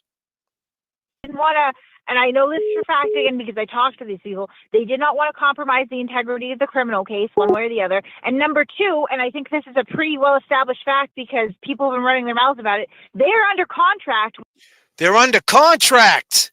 Jen McCabe, Maddie M. They're all under contract. With a film company, right? They cannot speak. That is the reason why they're not speaking for their truth. I'm just saying, if that's the reason, listen, if that's the reason, that's a bad reason. Do what I'm doing, which is like bullshit little shit, or you could do what we did in the long term is like when this story comes out. But they wasn't the platform 2020. Why didn't they get on the 2020? Why didn't they get on the Vanity Fair? Because if they get on and speak their truth, right? If they could say are something under contract. All right, there is all right. an That's your exclusivity take, deal. and that's a fact. That's a fact. You're telling me that's a fact. It's an absolute fact. I am under the It's an absolute fact. You're what, KP? same contract with different constraints about what I can and can't talk about, but like we have already filmed. Okay. So like there is a contract in place here. They are constrained about who they can talk to and what and how long they can do it. Paul has done a little bit as much as he can. Why did Jen McCabe erase all John O'Keefe's text messages? If that was she her didn't friend. ever alleged that she erased all her text messages with John. Clearly, they have her text messages with John as they were brought up in On court. John's They were not phone. erased. On John's phone, not on her phone. That is not what was testified to at all. That is not what was testified to at all. That was never brought up. She did not delete all of her messages. I think you're wrong on that. I think that I'm not. I think on hers it said deleted, and then on John's it said not there deleted. I've been down that road, and I never try to go back down that road with any of them people because it's not worth it. I mean, like, what are you getting out of that? Like, seriously. Like, these people don't care. They hate Karen. They hate Karen. They just hate Karen. It's the most craziest thing I ever seen. Like, they hate Karen. And, like, this is a girl that's on probation. And, like, she hates Karen. Like, you're on probation. Like, you're fighting probation surrenders. You know? It's crazy. Like, you're like fighting probation surrenders. And you're mad at Karen. Like, any day you could violate and go to jail for your probation surrender. And you hate Karen. Like, I never seen no shit like that in my life.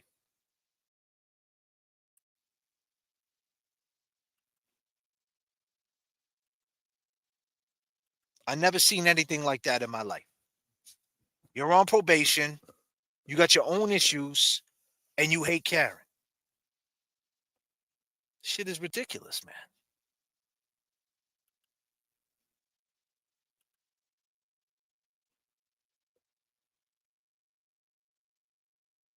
Shit is crazy. But yeah, we went over some the testimony with Lally, his summation or whatever. And Hank's gonna pick up where he left off. They're gonna try to say at 5:23 she made the phone call, she went back by there. They got these people painting her as a psycho, the voice messages and all that. They're gonna try in all these motions that we're gonna see. They're gonna try to take the jury and go crazy and say bad things. And what they really should be doing, they should be throwing it out.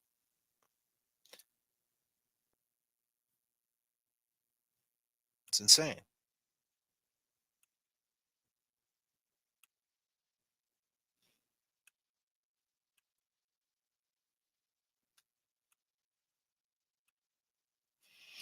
About to open up the phone lines, people. Bear with me. Phone lines are open. Call your man, JFK. Maddie M. What were you doing? Who was it? Then texted your wife, Brian Albert, and Nicole Albert, quote, tell them the guy never went in the house, correct? Yeah, that's part of the same text. Yes. Mr. McCabe, who was the guy that you were referring to? Does he have a name? That would be John O'Keefe. The guy. Clown! You are a clown! A clown! Because I was having Jen get the baby blankets to Clown! Because I was having Jen get the baby blankets. Clown!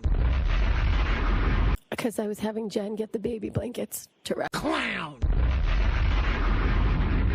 You are a clown! A clown! You then texted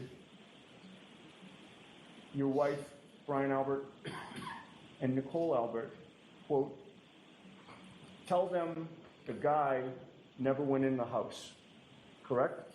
Yeah, that's part of the same text. Yes. Mr. McCabe, who was the guy that you were referring to? Does he have a name?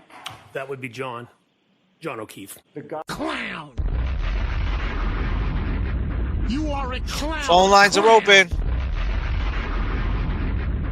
Because I was having Jen get the baby blankets to Clown!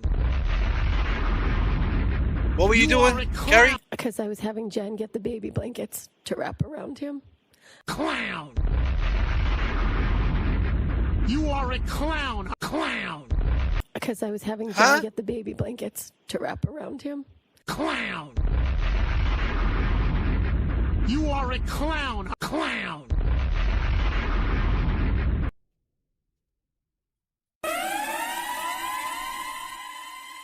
You wrong. You wrong. You wrong. You wrong. You wrong. You wrong. You wrong. Call from You wrong. Mike. You wrong. You wrong. You wrong. You wrong. You live with JFK. What's going on? Hey, J.F.K, it's Mike. How you doing? What's up, Mike? How you feeling? Hanging in there. Hey, so we got disconnected last week. I don't know if you remember. Yep. Yes, I was starting to tell you my story. So I had left I was inside of the Lynn hockey rink. Yep. I was telling you that story. Yep. And I came out, my buddy and I, we hot-wired a Buick Regal. And then we drove down to Wellington and went to Strawberries, but we got pinched for stealing NWA CDs. Oh, yeah? Damn, you were wilding out, huh, kid? No, I'm just repeating what you was when you was watching the show, and I was repeating what you said. Oh, okay. That's all good. So anyways, where is your sidekick tonight? My sidekick, he's out stealing some cars, I guess. And heading out to Strawberries? Yeah, he's hitting up Strawberries, man. He's stealing our Billie Eilish CDs. What about our boy Jimmy? Jimmy is chilling, man. You know, they didn't want to jump on the flight tonight, but that's all right. Your man JFK, you know, I got all these people who love me, and I'm going to get on there. I'm going to get on this. So you and Jimmy, Lynn English or Lynn Classical or Lynn Tech? Lynn Classical. Lynn Classical. You're the ones with the really good athletic teams. Yeah, I mean, Lynn English was good back then. Back when I was growing up, they were pretty good. Okay. But yeah, Classical, the Rams, yeah. Yeah, I'm trying to think. I also attended the Aganis Bowl a couple of years out there. They used to hold the Harry Aganis All-Star game out. But anyways, that night I called in. So a few things. Tristan Morris. I think that's what I wanted to talk about the night I got cut off. Tristan's a sketchy character, and I saw something on Twitter a few days ago. Apparently, Tristan's mother isn't his biological mother. So I don't know what the story is. I heard that there was I heard his biological mother was some stripper in South Boston who might have been affiliated with like Stevie Flemmi and these guys. Yeah, but I saw it on Twitter, so I did a little research myself. And yeah, he's that kid's sketchy as all get out. But you might have already been talking about this. I'm sure you have, but I just jumped in. This whole thing now, finding out that there's that they allowed someone to come in, no full well knowing they were coming in, and then at the last time, the lady from the DA's office said, we don't have the video. Yeah, that shit is crazy. And they had it to begin with. They had it. They what do you call it? Preserved it to make it inverted. That means they preserved it at one time, right? Absolutely. I was listening to Bettero on the Young Jerks tonight. That guy's great. You know He that. must But have. He must have had a lot to say, huh? he had a lot of good stuff to say. He was talking about the seriousness of it, and he said even this lady, what's her name, Colleen Crawford, no relation to Mike Crawford. Hold on one second, brother. I got breaking news. Nick Take your time. Rocco is on the screen. You can read it too. It might be a little delay, William, but so okay, there was zero proof of this Ziploc bag, in her opinion, based off her research on the case, but there is zero proof. So basically, there's no proof. It is what it is. But go ahead, my man Nick. Go ahead, brother Mike. Go ahead. Mike, yeah. So Better had a lot to say, and then that's this whole thing with now we're finding out that Higgins, who the hell's Higgins talking to at 1:36 a.m. while he's drunk? I mean, seriously, who the hell is he talking to out on that phone? I mean, he's talking to somebody. That's a fact. Yeah. Yeah, exactly. You know what I Well, mean? someone had a poll on Twitter, like, was it Berkowitz? Was it Brian Albert? I forget who won, but he's fucked, bro. When he gets back on that stand, he's in big trouble. Yeah, he's a real bad apple, that man. But it really goes to make you think, and I'm pro law enforcement, don't get me wrong, but it's not just, that adage, they say, oh, there's always a few bad in the bunch. It's not just a few. It's more than a few. And then I'm going to add those who know about those, quote, few who are saying and doing anything, they're equally bad. So I think police reform, policing and training and everything else needs major reform in this country. I mean, the corruption has to end. That whole municipal police training committee, they fallen into some scrutiny for some things. I don't know if you saw a story about that maybe like 3 weeks ago. But I mean, this corruption is just brutal, and to think it trickles into. Hey, Mike, let me take this phone call because this is the girl Josie calling right now. All right, I'll call you. Oh, I know Josie. All right, I'll call you back. Yeah, call me back. Right, Thank you. Thank you for your time, bro. Okay. All right, bye. Call from Josie. You're live you with there? J.F.K, Josie. I'm here. Oh my God! How are you?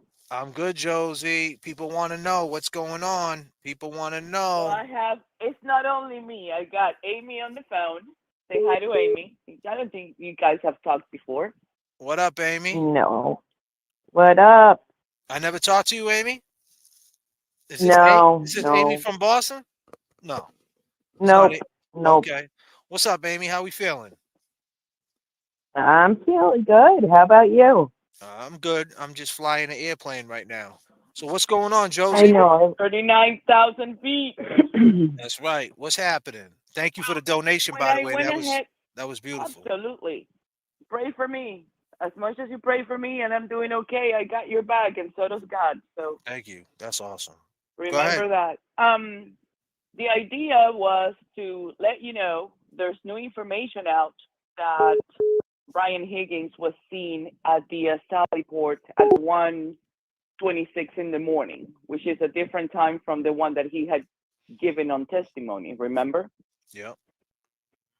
Okay, so there's information out there. There is data that confirms that John's phone was also placed outside the house at about 12:31 a.m. Remember that? Okay. So Nick was asking me, where's the proof? Where's the proof? I don't need any proof. I don't have any proof. This is not like something like I took a photograph of Higgins picking up a Faraday bag out of the Canton PD. This is based on assumptions and also a lot of research that we have done in the last 6-7 months And I brought Jamie on the phone because she's part of that. So John's phone was brought out to the house at 12:31 a.m., the morning of the 29th. If you notice, it was turned off and turned back on at 6:04 in the morning. How do you know it was? Right? You told me that on Twitter. Now, how do you know Yep. it was turned off? Because there's no activity. You can see on the if you look at, and I can send them to you. So the health data and the phone, all the call logs, you see incoming calls to John's phone, right? Right? Yep. Like calls coming in and texts coming in. Of course, he's not calling anybody because by 12:24, I assume he was already down. By 12:26, John was either very badly injured or almost down. Okay, he was barely alive by that time. By what time exactly? What Amy- time exactly are you saying that he was hurt really bad? 12:24, 12:26, he was already down. That's pretty quick, There's though. no more. So right when he walks in, that's- it's right on site. You're saying so it happens in the house. What do you think it happened in the house? He got pummeled in the house. There was a fight, and it was quick. Fights don't take very long. No, I know about that. I can attest to that. They don't take very long. But what I can tell you is, based on what we have seen on the phones, all of the phones, if you notice, Jen McCabe's phone was placed almost like in a counter. It looks like it's not moving. She's moving with the watch, but her phone is on the counter. At 12:18 is the last time that she actually texts John and says, "Park behind me" or something. She had already seen them. And she says, "Stay behind me." 12:31. 12:18. No, 12:18. She texts or she calls and says, "Park behind me." It's 10:30 at night. No, 12. No, there was a phone call. It was a phone call. At 12:14, she called him. 12:14? Yeah, no, 12:08. I think it was what? It was a 12. Yeah, maybe it was 12:18. A phone call went through, and she said nothing happened on the phone call. 12:14, there's a text that comes in, and it goes, "Where to?" And that's John to Jen McCabe. At 12:14, she picks up the phone and she calls them, and she tells them, she gives them a reference as far as Bella's house, which is somebody that Karen didn't want to even talk about because it was somebody that John used to date. So that got probably Karen pissed. Hold on a second, Josie. At 12:18. Wait a minute. But then, hold on. But then, what you're saying, she called him, and then they talk. I mean, she texted him, then she called him, and then they hung up, and he called her back. Yes, but at 12:18, she's sending a text saying, "Park behind me." At 12, it's not 12:18. Around 12:19. I have that. It's 12:18. I can tell you right Amy. now. Go ahead. Go ahead. You keep going. Amy, do you have it in front of you? Because I don't have it in front of me. I'll get it. I'll get it in front of me. Go ahead. Keep talking. Go ahead. Okay. So 12:19, 12:20, 12:19, 12:20. What's his name? Ryan Nagel gives the right of way to Karen and John. Karen and John turn from Cedar Crest and pull right in front of the mailbox. Okay. By now it's 12:20. Ryan Nagel is right behind them, parks right behind Karen. Karen is by the mail post. When Karen parked first, Ryan Nagel was not behind Karen just yet. And then John gets out of the car, goes towards the house, probably takes off his shoes, just like the Grace from Dreams Fed Media says, goes inside the house. Karen is trying to figure out what the heck is going on. So she pulls forward, sort of like by where the flagpole is. That is the last time that they see her outside. That's where they see her last. That phone was brought over and dumped in that area because that's when they last saw Karen. Ryan, which is Julie Nagel's brother, Julie comes out, plans change. She says she's not leaving anymore. So she goes back into the house, and Ryan Nagel passes Karen and sees Karen alone, sees the brake lights, everything is working, and sees Karen alone in the car, okay? He leaves. Right after he leaves, Karen leaves. Karen must have left at least around 12:26 to be able to make it to One Meadows by 12:36. One, because it was snowing. Two, because she may have been a little buzzed. And three, because she wasn't really sure where she was going. That's why they took a minute to get to 34 Fairview from the waterfall. From the waterfall to 34 Fairview is a 4-minute drive. Brian probably made it in 4 minutes. Okay. Does it make any sense? Yeah, it makes sense. I mean, it's.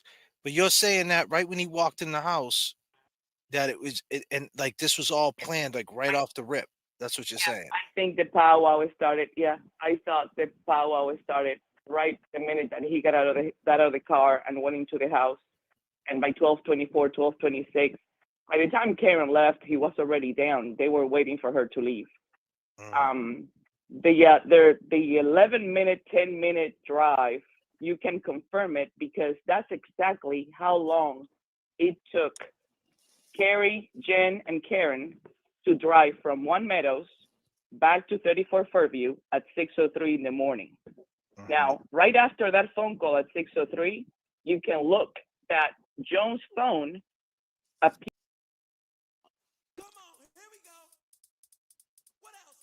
Hold on a second, right? Hold on a second. So I got it right here. 12:18, Jo calls JM to clarify directions. It's on my screen.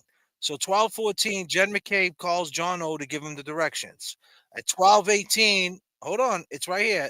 Then 12:18, John O'Keefe calls JM to clarify directions. At 12:23, Karen Reed SUV arrives at 34 because Ryan Nagel arrives there. At 12:27, JM sees the SUV. At 12:27, JO. Let me just keep going. 12:27, JM sees the SUV and texts John O'Hare with a question mark and an exclamation point, and she noticed the SUV looking out the window. At 12:29, there's a JO received a call and it was deleted.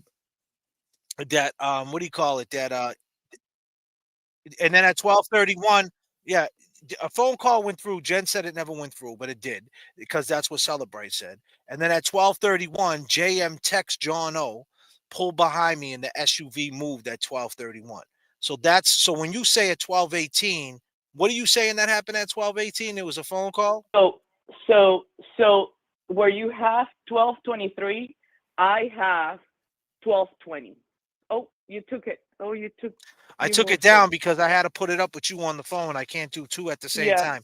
So yeah, I took it down, but I had to. So if you notice, I'm gonna wrap it up just to give you some sort of idea of why my comment came from. My comment come from the fact that Joan's phone was never frozen, was fully operational, and it wasn't broken. There's 432 steps that phone takes, and in that little area over there, that little like where he was found face down, to clarify, he was found face down. They flipped him over. That's what Jen says. So the phone was not there. Somebody picked up that phone, turned off that phone, and then after Jen called at 6:03, the phone got turned on. You can look at the reports and see it. His phone was pretty much like dead. So you're saying that they took the phone. You're saying they took the phone, shut it off, and put it outside? Yeah, they left it outside. Why would they do by that? the flagpole. Somebody came and picked it up because it pings in a different location that is not inside the house. You have two towers that are very intermittent.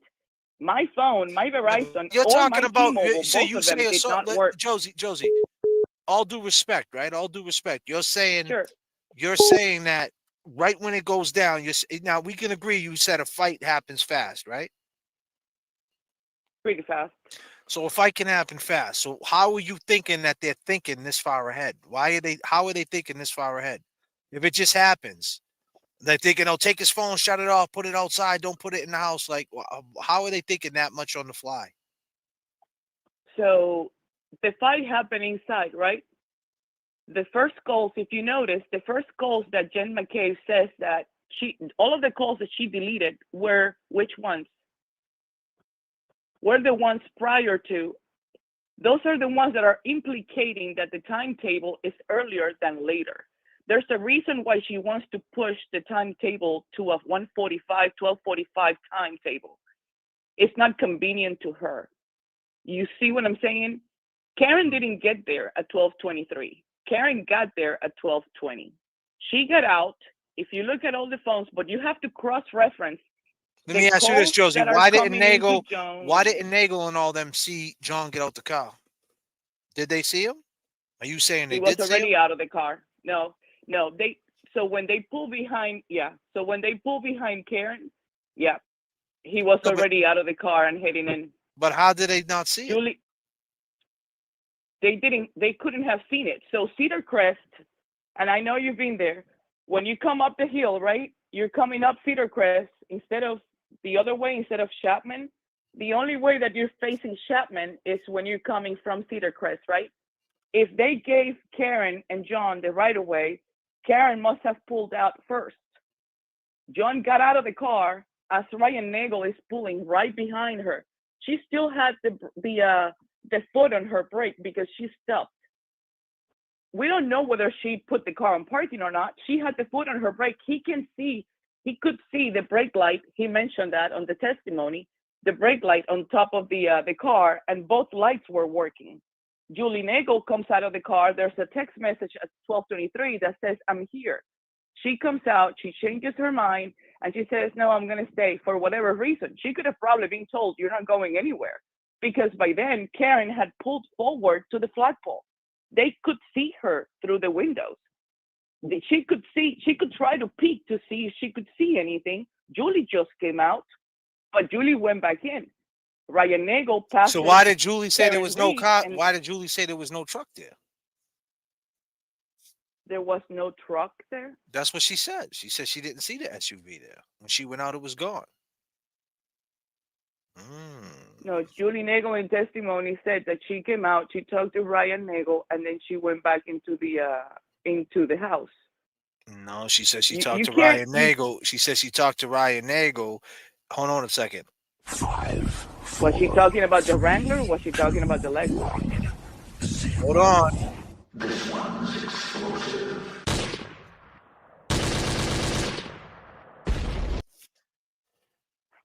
Julie Nagel said when she walked outside. Julie Nagel, okay. Julie Nagel said when she walked outside, she didn't. Are you bringing it up so I can hear it? No, I just had to slow it down a little bit. I put a little sound effect in there, but at the end of the day, hold on. What I'm saying, Josie, she's saying when she walked outside, the truck wasn't there. Why did she say that?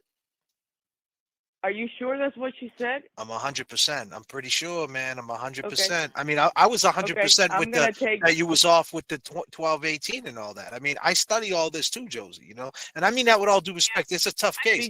I'm saying at the end of the day, like you have to go with the timeline. You can't you can't add more conspiracy to something and I'm not saying you are. I'm not saying that, be clear. No, but I'm just saying she's saying that's what gets me with Julie. She's saying when she went out there at 12:23 that Karen wasn't there.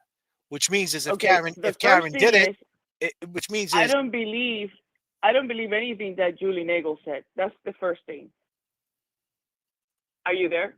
Yeah, I'm here. here. I lose you? Okay, and the second thing is the whole enchilada is on the timeline. They are pushing the timeline to show a later time to fix or to fit their narratives. Okay, if you notice, the first thing that Jen McKay said was that she saw Karen at 12:45 a.m. She didn't see Karen at 12:45 a.m. because at 12:36 a.m. Karen was already at One Meadows. Okay. I wasn't sure how long it would take Karen to go back to One Meadows on the snow, but when I saw that it took them 11 minutes from One Meadows, and Carrie was the one who was driving the Ford Explorer when they arrived at 6:03, it took them 11 minutes from One Meadows back to 34 Fairview using the short way, which is through Chapman. So it probably took Karen the same 11 minutes to go from 34 Fairview back to One Meadows, and she She confirmed there is proof with the Wi-Fi that Karen was showing at One Meadows at 12:36. That's a 10-minute drive. So that pushed the time that Karen must have left at 12:23. For somebody to pull behind Karen and send a text, "I'm here," and Julie to come out and said, "Yeah, I'm not leaving anymore. I'm staying," and turn back around and go, it takes less than a minute. Okay, so Ryan Nagel passes Karen, and he leaves, and he and Sarah Mason see Karen with her hands in 10 and 2. It had to be before 12:26 because at 12:26 Karen is gone, and still nobody sees anybody outside the lawn. So that fight must have happened since the minute that John got out of the car, went inside the house. I'm sure he took his shoes off. Grace did a video on that, and it's exactly the exact distance from the car to the door with a 5-second gap that could probably indicate that he took his shoes off, which there's another theory on the shoes, but he went inside and that fight happened really, really quick. The people that were upstairs probably didn't know. Not all of them knew that what was going down, but they found out fairly quickly because Julie Nagel changed her mind. My point with Higgins is that I never thought that he left as early as he said he did. He wanted to say that he left that early because it was convenient to fit the rest of the story that had been created to cover all this stuff.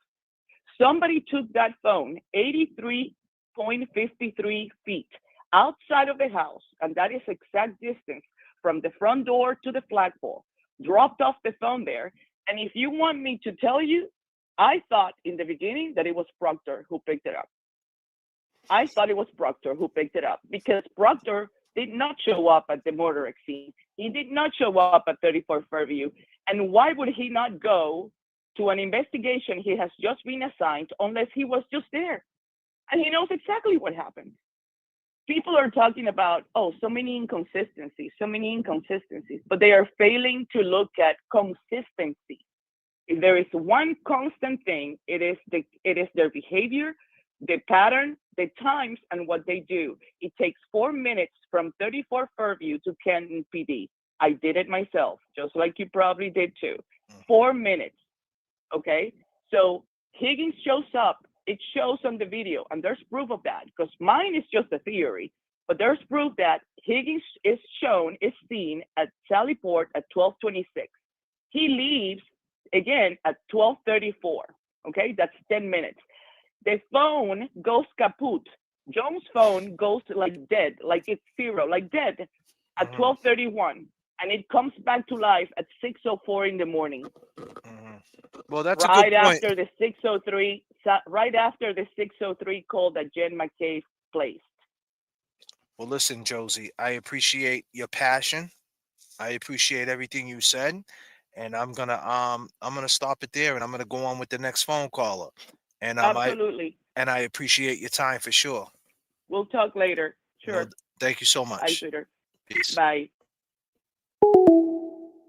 Yes. Josie had a lot to say. Call from Bert. You're live with JFK. Hey, JFK. What's up? Bert from New Hampshire. Man, how you feeling?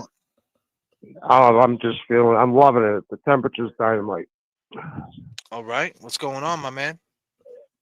Well, I've always thought that as soon as O'Keefe walked in the door, Colin suckered him. O'Keefe charged. Big Bad attacked. And so did Chloe. Bing, bang, boom, as soon as he hit the door, because Colin, why are they protecting Colin and we're protecting him? Why? Colin. Yeah. Yeah. I mean, these are good. Colin. Everybody protects Colin. Colin was a juvenile, man. Why protect him? He can only get the most that dude could get is like 30 years. I'm just saying, if it was murder, the most he could get is 30 years. On a manslaughter, he'll be home in what, a 5 to 7? I mean, I'm just saying. So why protect him? Because at the end, it's like maybe tell the truth and have Colin admit to what he did. No. Yeah. Well, that sounds good, but they don't want him doing 5 years. Family, family, family. I understand. Speaking of family, I just wonder how much juice the Alberts got on the whole Morrissey Mafia, the whole Boston corrupt mafia. Right. The whole legal system. The corrupt Canoni. Yeah. They're all in it together. They are, my brother. Where you calling from? Southern New Hampshire. Southern New Hampshire, my brother. Well, listen, man. Once was the live free and die state. Yeah. Not so anymore. Well, listen, my man. I appreciate your call and your insight, man. Call again anytime, all right? All right. Later. Peace, brother. Nice phone call. Nice phone call. Phone lines are open. Eastern. P.S. The JFK show was fire. Yeah, I love the JFK show. Shout out to JFK and James Jackson. Love them. Great stuff there. 39,000 feet. 5, 4, 3, 2, 1, 0. You the only one for me. Why? Love, girl, you the only one I need. Come on. You behind, shorty, I can't have you ever. The song right here is JFK, Wade Barber. Called Ronnie. Call from Patrick. Patrick, what up, my man? What's up, brother? What's going on? You the only one for me. Can you hear me? Girl, you the only one I need. I got you, brother. What are you doing, man? What's happening? Okay, all right. Nah, I'm chilling, just watching you on TV, bro. Yeah, man. You know, live and direct, man. Flying the 777 jumbo jet. Lot of little bit of you know, a lot of opinions, man. A lot of passion for this Karen Reed case. Whether you hate it, whether you love it. Shout out to Josie. She got a lot of passion, and she definitely wants to see Karen Reed free at the end of the day. So you gotta love that, right? Yeah, she does. She had good. You know, I mean, hey, if she's right, she's doing a lot of homework. You know, with what they say, but I think Karen knows every timetable of who was where that night. Yeah, Karen's on top of it. Karen's home right now dreaming about it, you know? Mm-hmm. Yeah. You know, once you have a case like this, it becomes your whole life, you know? You're going through everything. I've been there and I've done that. You know, I don't know if you have, but, you know, hopefully you haven't. Yeah. But you know what I mean? Like once you're fighting a case, it's like you're talking about it with everybody. You're playing Keno at the corner store, telling the guy, yeah, dude, I'm playing 7921, dude. That's my docket number. Yeah. You know what I mean, Pat? You know how we do exactly, it. Yeah. Yeah. You know, 3541, inmate 24. That's how it, yeah. You know, and like that's the lucky numbers too, right? Yeah, for real, bro. Crazy. 74102. That's the day I got out. It's wild. You know how it is, big. Yeah. You know. So how are we doing tonight, man? On this beautiful Friday night, man. What you got planned for this weekend? Anything good, Pat? You got the standouts, right? Any standouts? What's going on? Yeah, Sunday I'm going to be doing a standout. Then I got my son's turning 18 on Sunday, so. What you say? Your son's birthday? Yeah, he's going to be 18, dude. Wow, brother! Congratulations, man. What's your son's name, if you don't mind me asking? Give him a shout out. Yep, Jack. What is it, Jack? Yeah, Jack. You know. Jack, man, happy birthday from the JFK channel, Jack. Your father Patrick, man, got nothing but love. He's fighting a good fight. You might not totally understand it. If you're into it, you know. If not, I can surely tell you that your father's doing the right thing. Your father's a great man, and happy birthday, my brother. 18. You know, you need parenting the most right now, Jack. So listen to your dad. You might think you know it all, but 10 years ago you were only 8 years old, my man. You're not that old, my brother. Peace and love. Happy birthday. That time went by way too fast, brother. Way too fast. So fucked up, man. It's like, you know, society needs a speeding ticket, man. I know, right? Shit is moving way too fast. Yeah, he's a good kid. I was at the courthouse this morning for Aiden, and then I was at the Canton PD as well. we were out there from 12 to 2. If you check out Resistance Silence, everyone will get to see the video with Esty. She's hilarious, dude. We were having snowball fights and shit. They were making snow angels in the grass. Oh wow, that's great, man.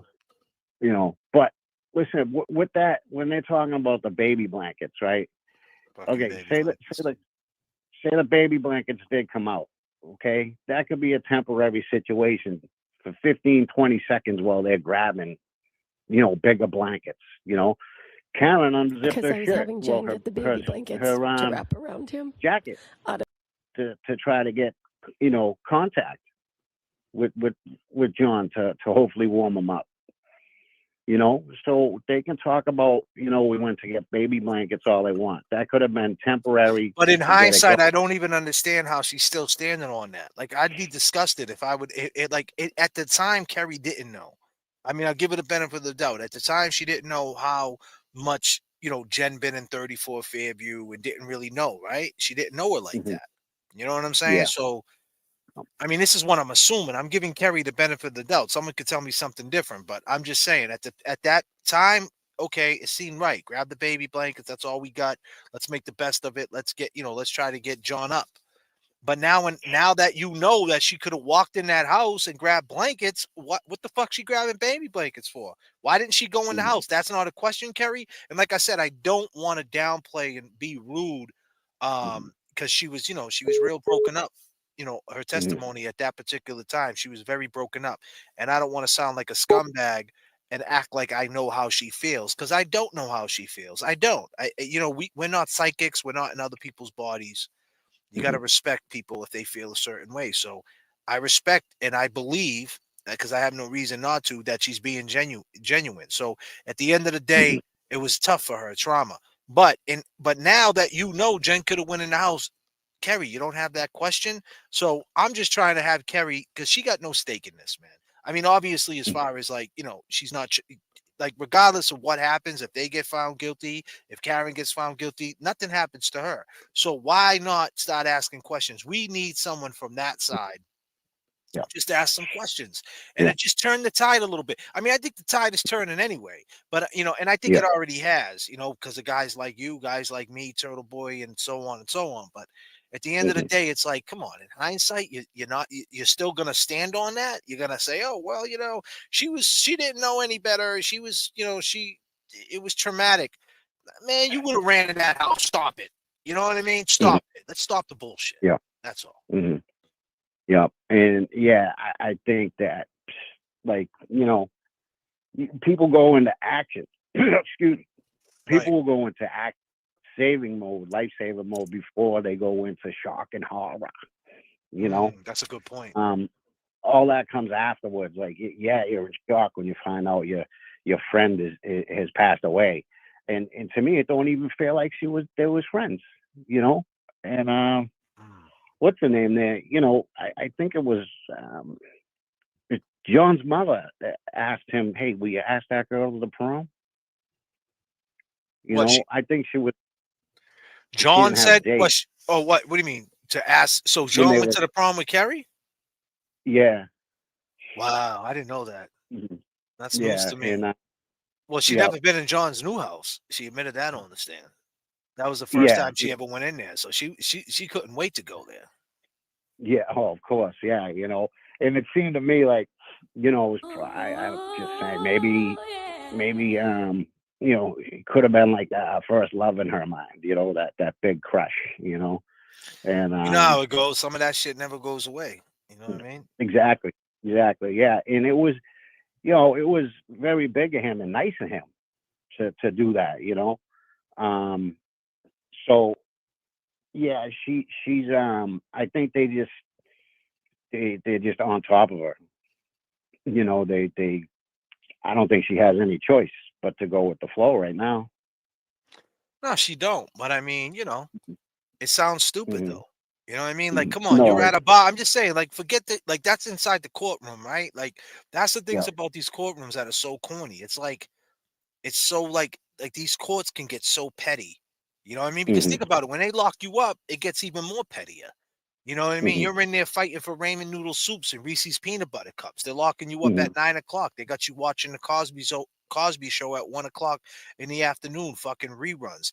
They're telling you Yep. when you could take a shit, telling when you can shower. They got dogs outside the mess hall that smell milk. So when you steal a milk Mhm. from the mess hall, the fucking dog will Mhm. do a little noise, and the CEO will be like, "Hey, lift up your sweatpants." Yep. Lift up your blues, and you lift it up, and there's a milk in your sock. We're taking that milk. It's like, yo, buddy, I'm bringing the milk back to my fucking room so I can have a coffee. And your little German Shepherd over there, Chloe's brother, is fucking sniffing out a milk. Congratulations. You know what I mean? Mhm. You just played Yep. yourself. Like, it's so petty. And it's no different in the courthouse. The court offices, they put the funny white shirts on. They fucking put the Mhm. old spice in the air. Old law holding you. It's in God's hands with a creed overview. Too many suckers pulling, not enough pushing. You know what I mean? So it's like this shit is wicked.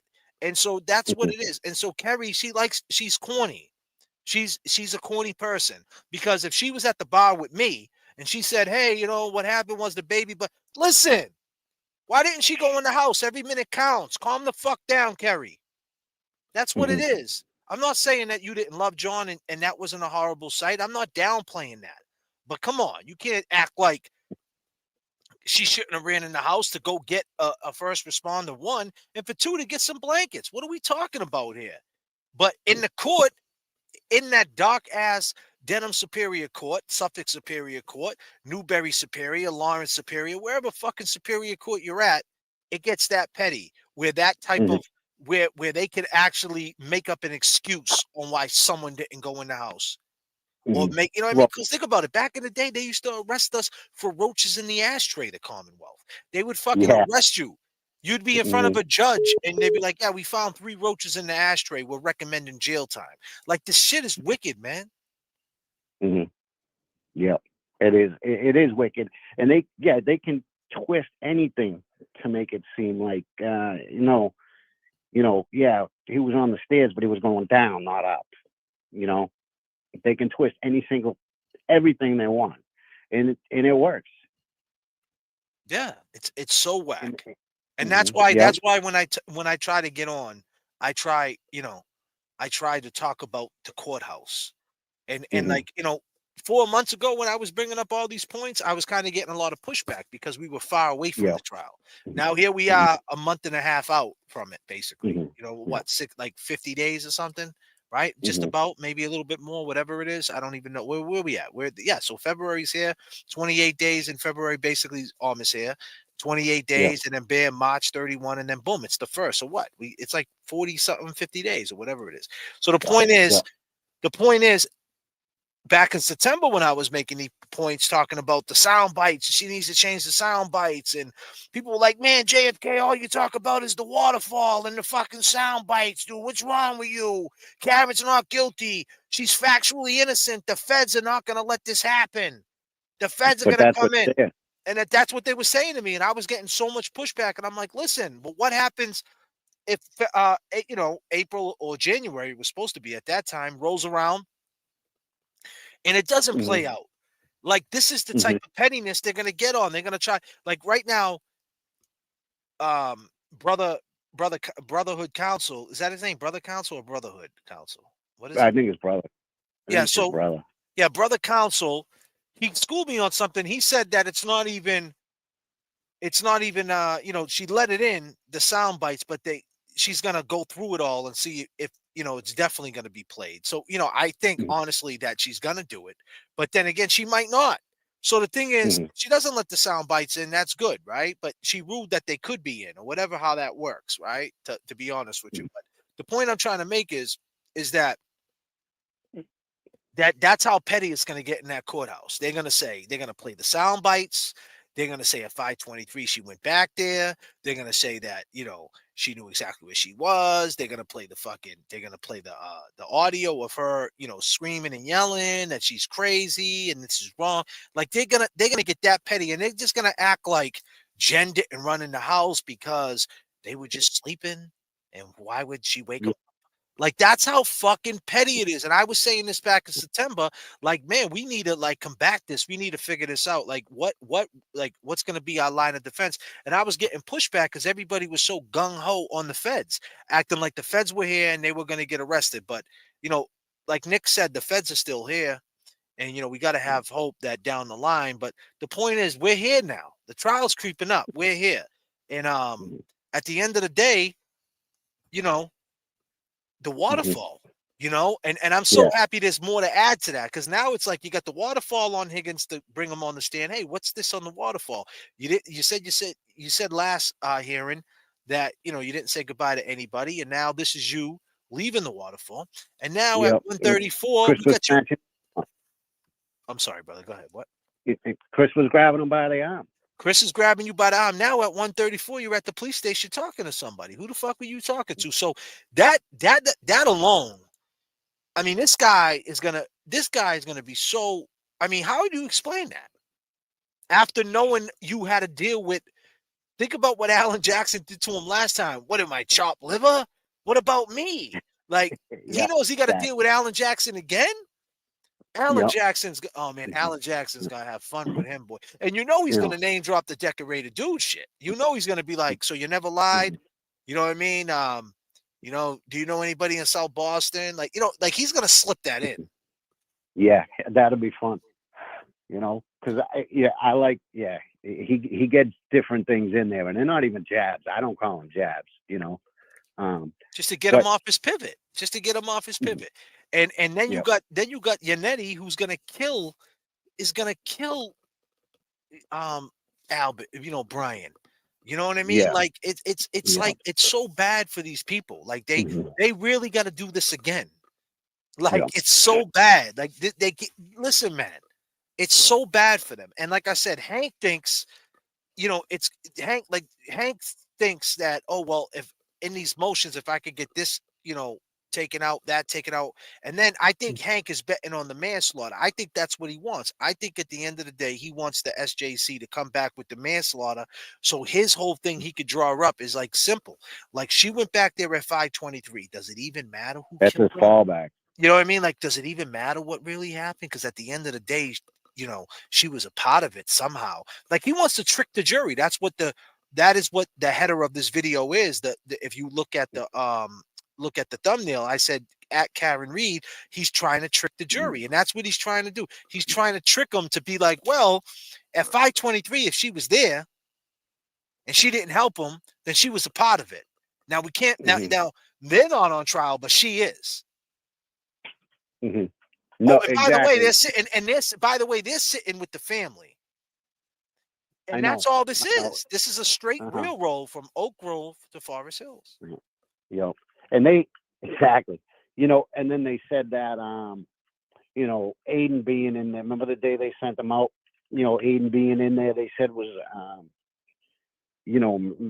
making it hard for all those what do you call it, the witnesses.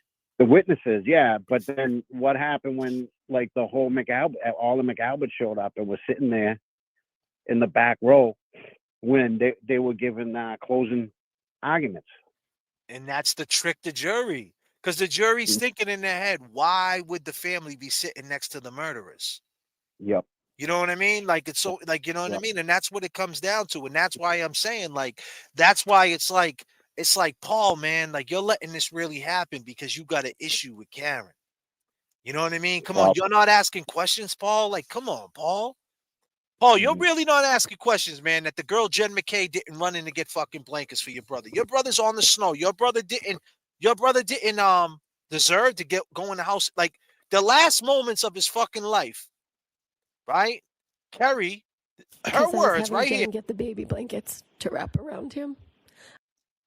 They were wrapping fucking baby blankets on him. Yeah. Like, yo, and it's not even funny, man. It's disrespectful. Yeah. And then those did they put the baby blankets on him? Kerry said, yeah, to wrap the baby blankets around him. So, I mean, the baby blankets, bro, come on, man. Listen, I got little ones. The worst shit is, you know what I mean? Like, bro, like, you had little ones. Like, man, them baby blankets, come on, man. Like, what are we talking about, bro? Like, that shit is crazy. The dude's been out, the dude's in the snow. Yeah. And she doesn't run in the house to go get Brian A., an other Boston cop. Like, that alone is fucking hell of a reasonable doubt. Like, I don't care how you slice it. Now, in the courtroom, you might want to stick to the facts because everybody got suits on and glasses, and there's the funny clowns with the white shirts on. And, you know what I mean? Quiet in the court, and a girl in a black robe. But in fucking real life, what are we talking about? And that's why Karen is so she's cooked up right now. And I mean that with respect, meaning like her brain is fried because once you're in that courthouse, it's like you're in the fucking Twilight Zone. You It can't is. believe it. You know, and what about when KP calls you up and says that, you know, Jen McCade hates Brian? Why would she, you know, stand up for him? Why? Because if you think that if she says, you know, Brian, if she comes out and says Higgins did it, that's him. You know, he's going to come out and say, well, Brian was there, Connell was there. Exactly. She's doing it. She's You know. protected. Whether she hates Higgins or not, your point, and I take this is what you're saying is, whether she hates Higgins or not, she got to side with him on this one because she got to protect Brian A. Correct. Yeah, that's what I meant to say. You know what I'm saying? Yeah. Like, and that's a fact. So, like, there she goes again, trying to cover. Oh, she hates Brian A. Oh, and they don't talk to anybody because they're under contract. Yeah, you know as well as I do. They can Come talk on, about, bro. That's the craziest thing. That's what I'm saying. Like, yo, bro, like that shit, brother council, brotherhood council, whatever it is, brother council. Like the header was like brother council, yellow fucking bee, fucking cottage cheese, tails, and masshole mafia. Like the aesthetic looked crazy. You got this dude, all professional, law degree, and he's got these two. He got one lady that's on probation, right? That's like that learned some words, but she doesn't implement it in her life. Yeah, you learned some shit. Okay, cool. You learned how to take a battery out of your car. But did you change your battery this winter? Because now when you started your car this morning, KP, your fucking car don't start. So it doesn't matter you know how to take the battery out the fucking car. Your car won't start in 20-degree, 8-degree weather. You should have put a battery in. It's all talk. Fucking implement it in your life. Do something with yourself. You're looking fucking crazy. And this guy, yellow cottage tails, like, come on, bro. You got a bald head and it looks like, you know, at any given moment you're gonna go outside and kidnap a kid. Like, that's what you look like, my man. He does, yeah.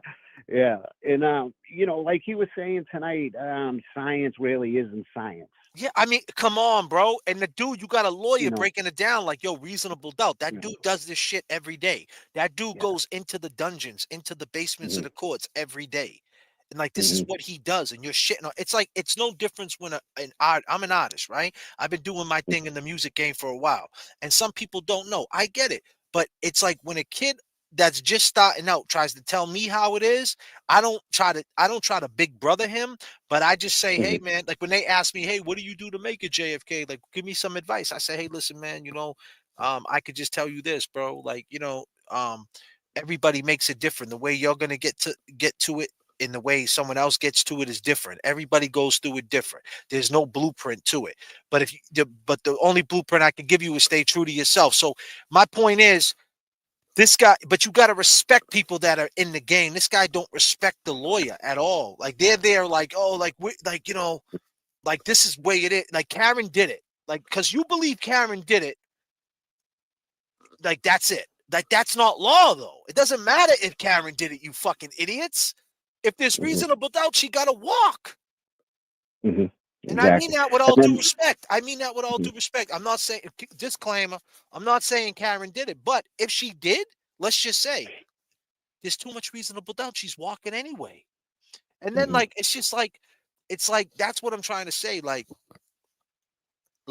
it's fucked up to say it that way, but that's just the way it is. And this is the system. So I mean, like, which way do you want to have it? You got one girl who's talking about the law, but then again, you want to see Karen get locked up because you think she did it. But if you're about the law, you gotta agree that there's mad reasonable doubt. The fact that they're acting like, Can't be both ways. yeah, the fact that they're acting like there's no reasonable doubt is insane to me. Yeah, it can't go both ways because they just want it to be that way.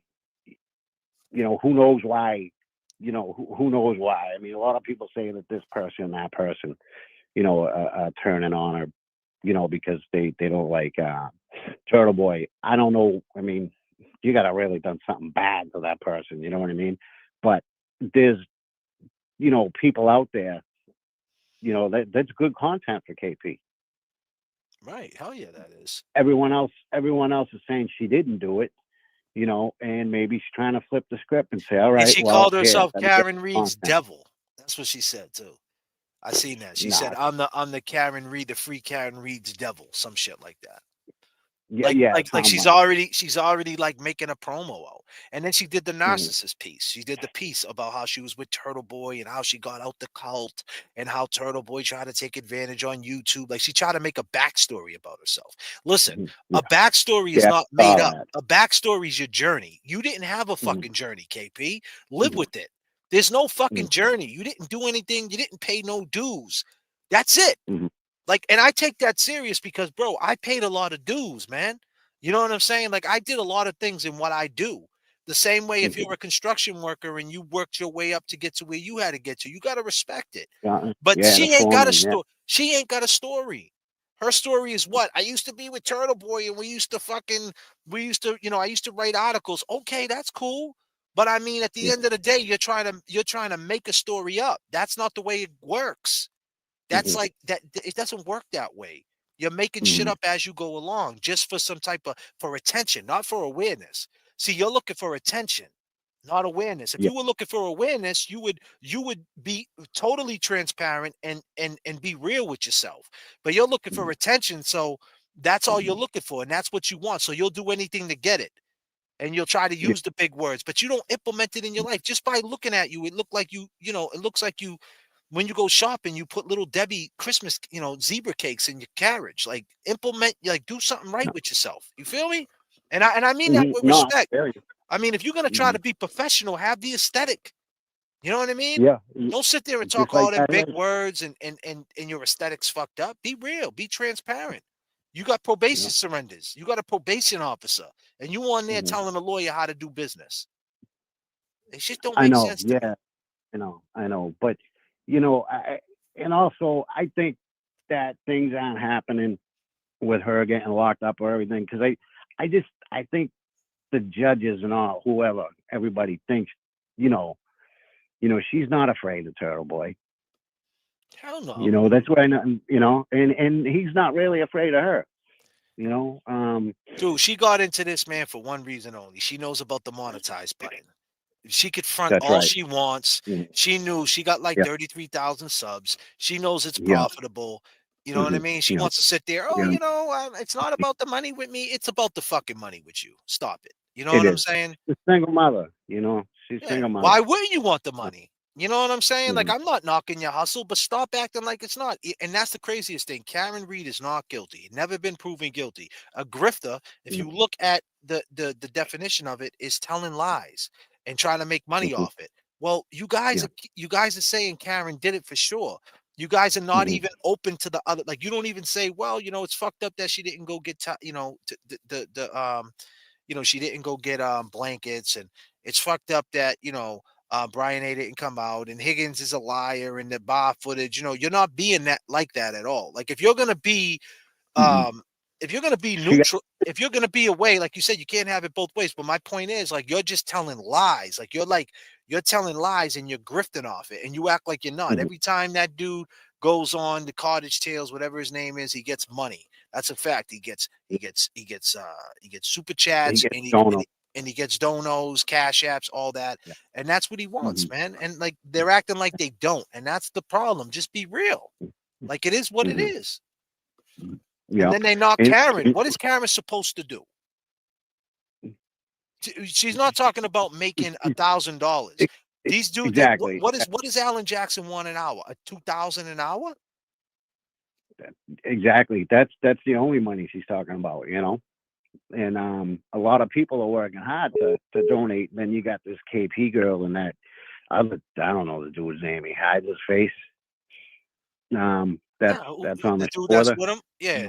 Who knows? Yeah, he hides his face. Like, I mean, he's hiding like he got warrants or something. You know what I mean? It's so stupid, and they call themselves Masshole Mafia. You can't be serious. Like, That's this. why not adjust? Why not adjust your, like, why not, like, if you're transparent, why don't you call yourself your first name, who you are, and, like, Yeah. you know, why is it this mystique, the Masshole Mafia? Like, Yeah. oh, like, you know, we're gonna put a hit out on you. Like, stop it, will you? Yeah, I know, right? Like, we're supposed to be You know, afraid of you. Like, that's what I'm saying. Like, that's intimidation. Like, you trying to intimidate. Like, oh, the Masshole Mafia is in the chat. Oh, really? Wow.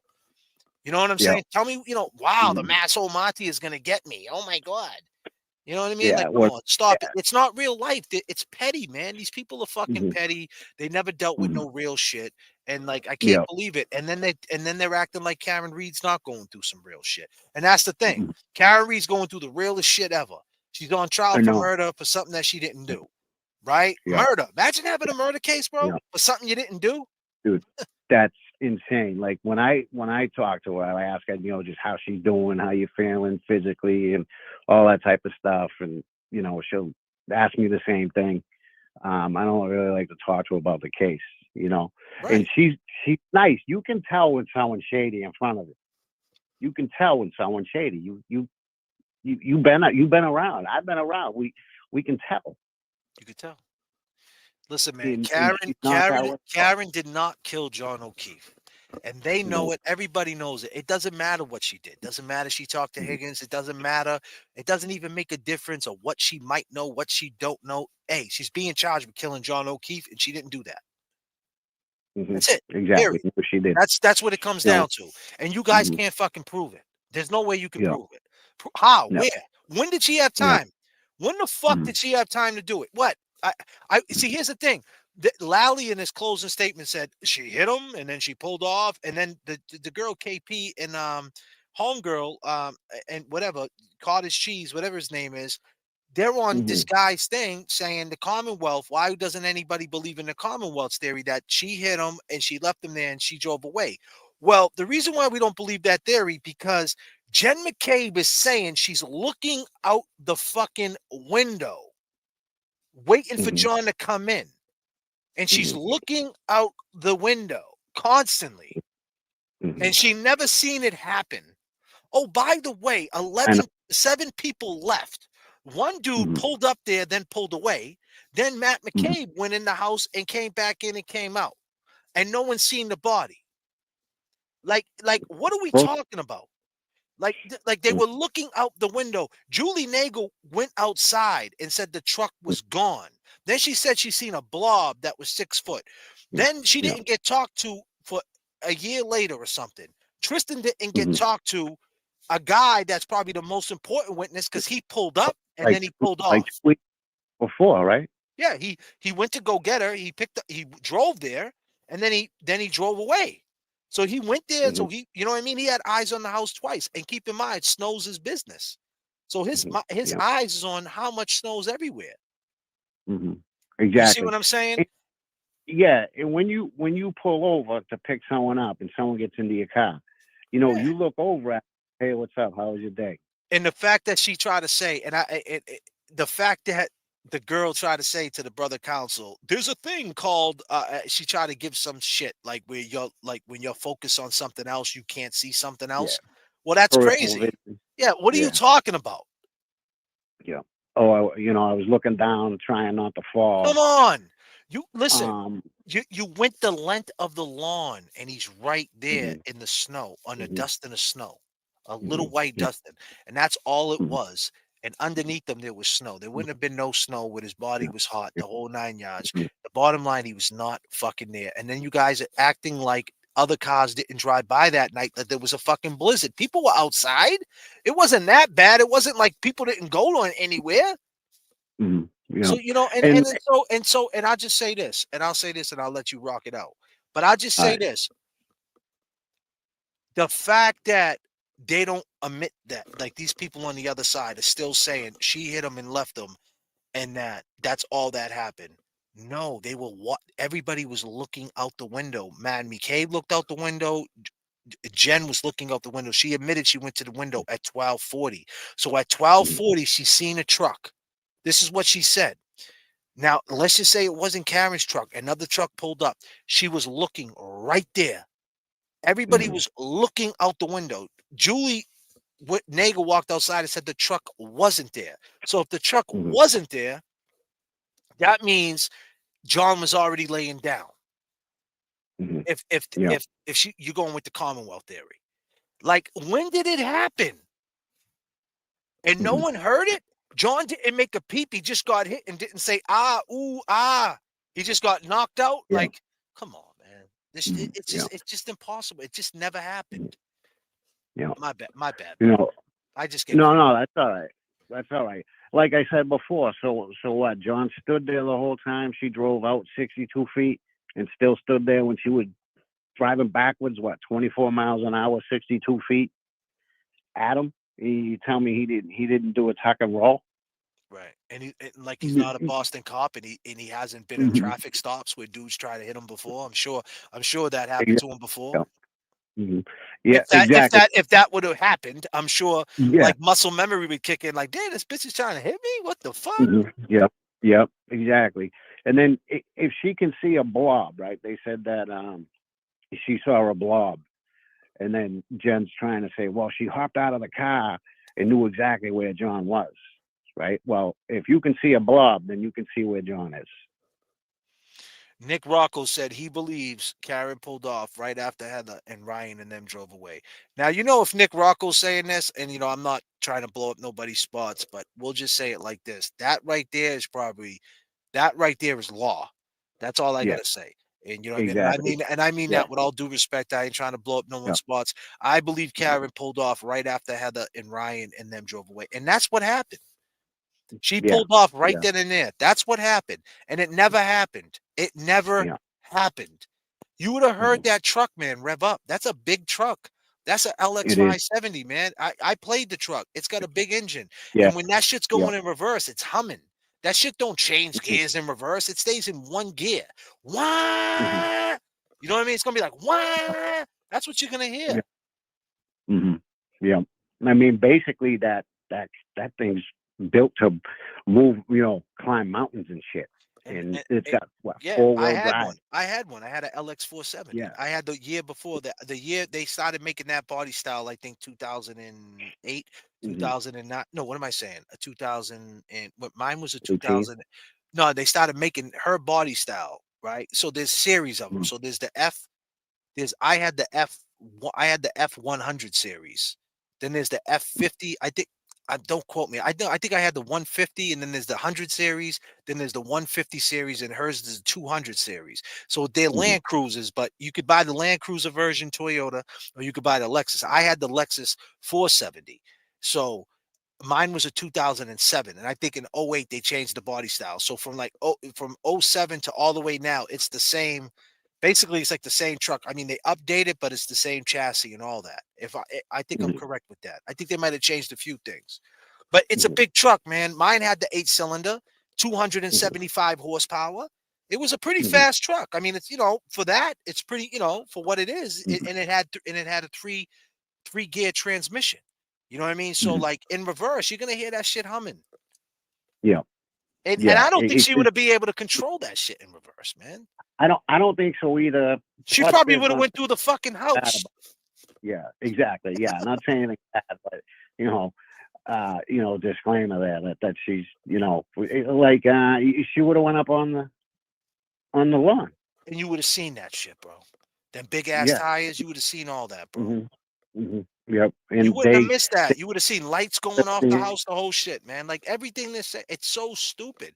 But the fact that we're going through this is insane. No, it is for a second time. It is insane.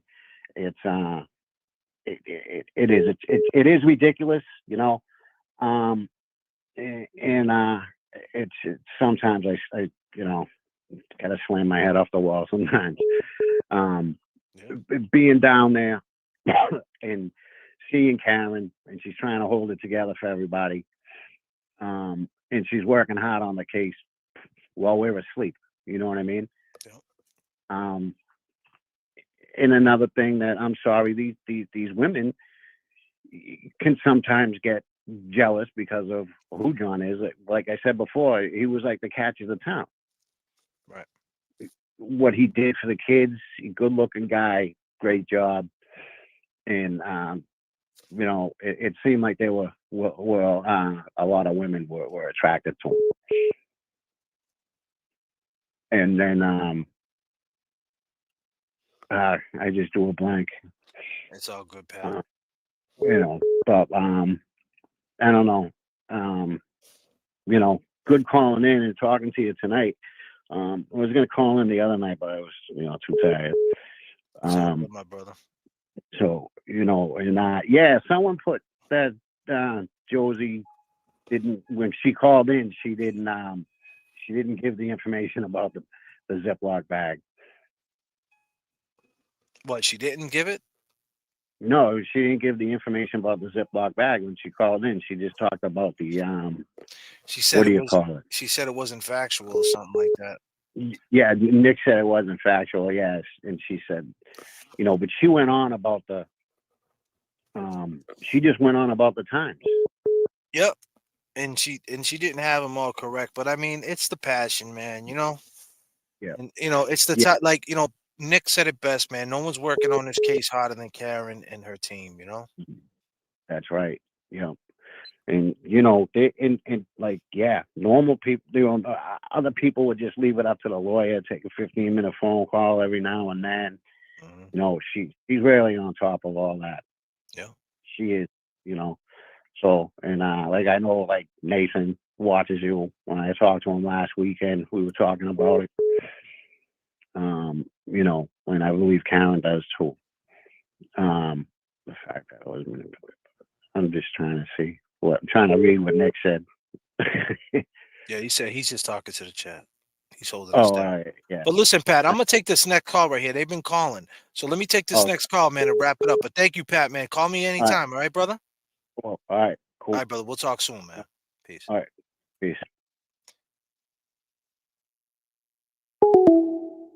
Oh, call back. Last caller. I tried to get you. Sorry, Patrick. I didn't mean to rush you off the phone, Pat. I didn't mean to rush you off the phone. Thank you, brother. Everybody, Patrick, ladies and gentlemen, give it up for Pat. Pat's a good dude, man. I like Pat a lot.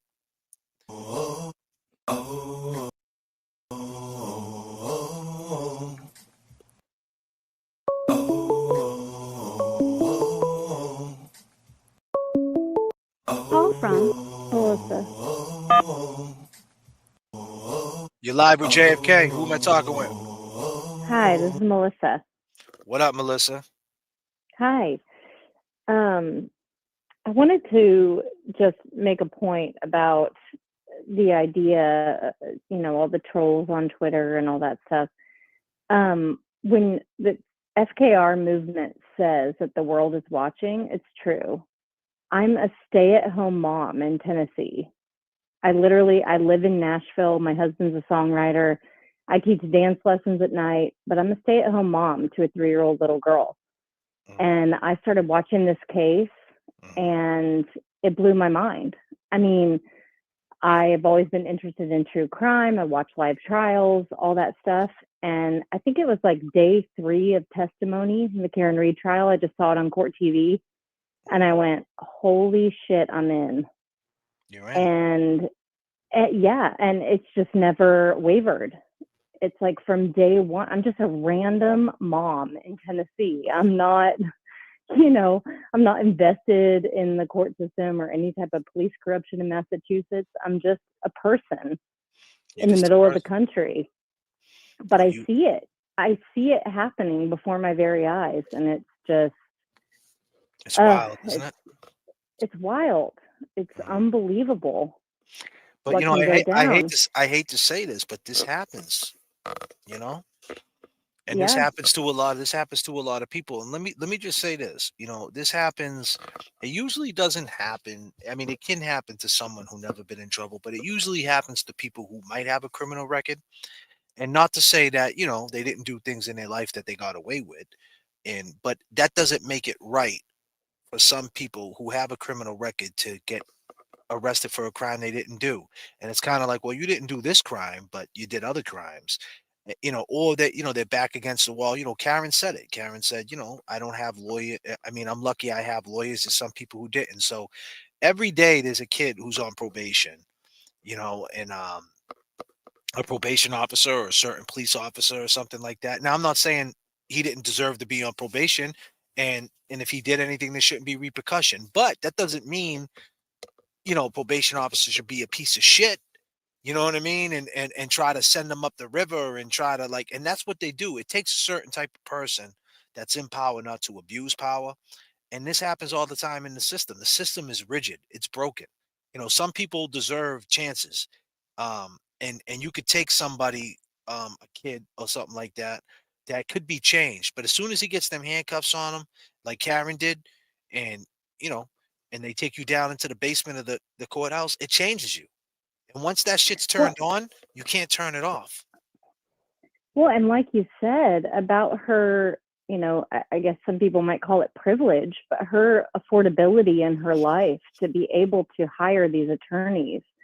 I think about my own life, and if something like this happened to me, we're okay right now. Our family's okay, but I would not be allowed to hire, or not hire, that's not the right way to say it, but I would not be afforded the right to, a public defense. I would have to pay for it.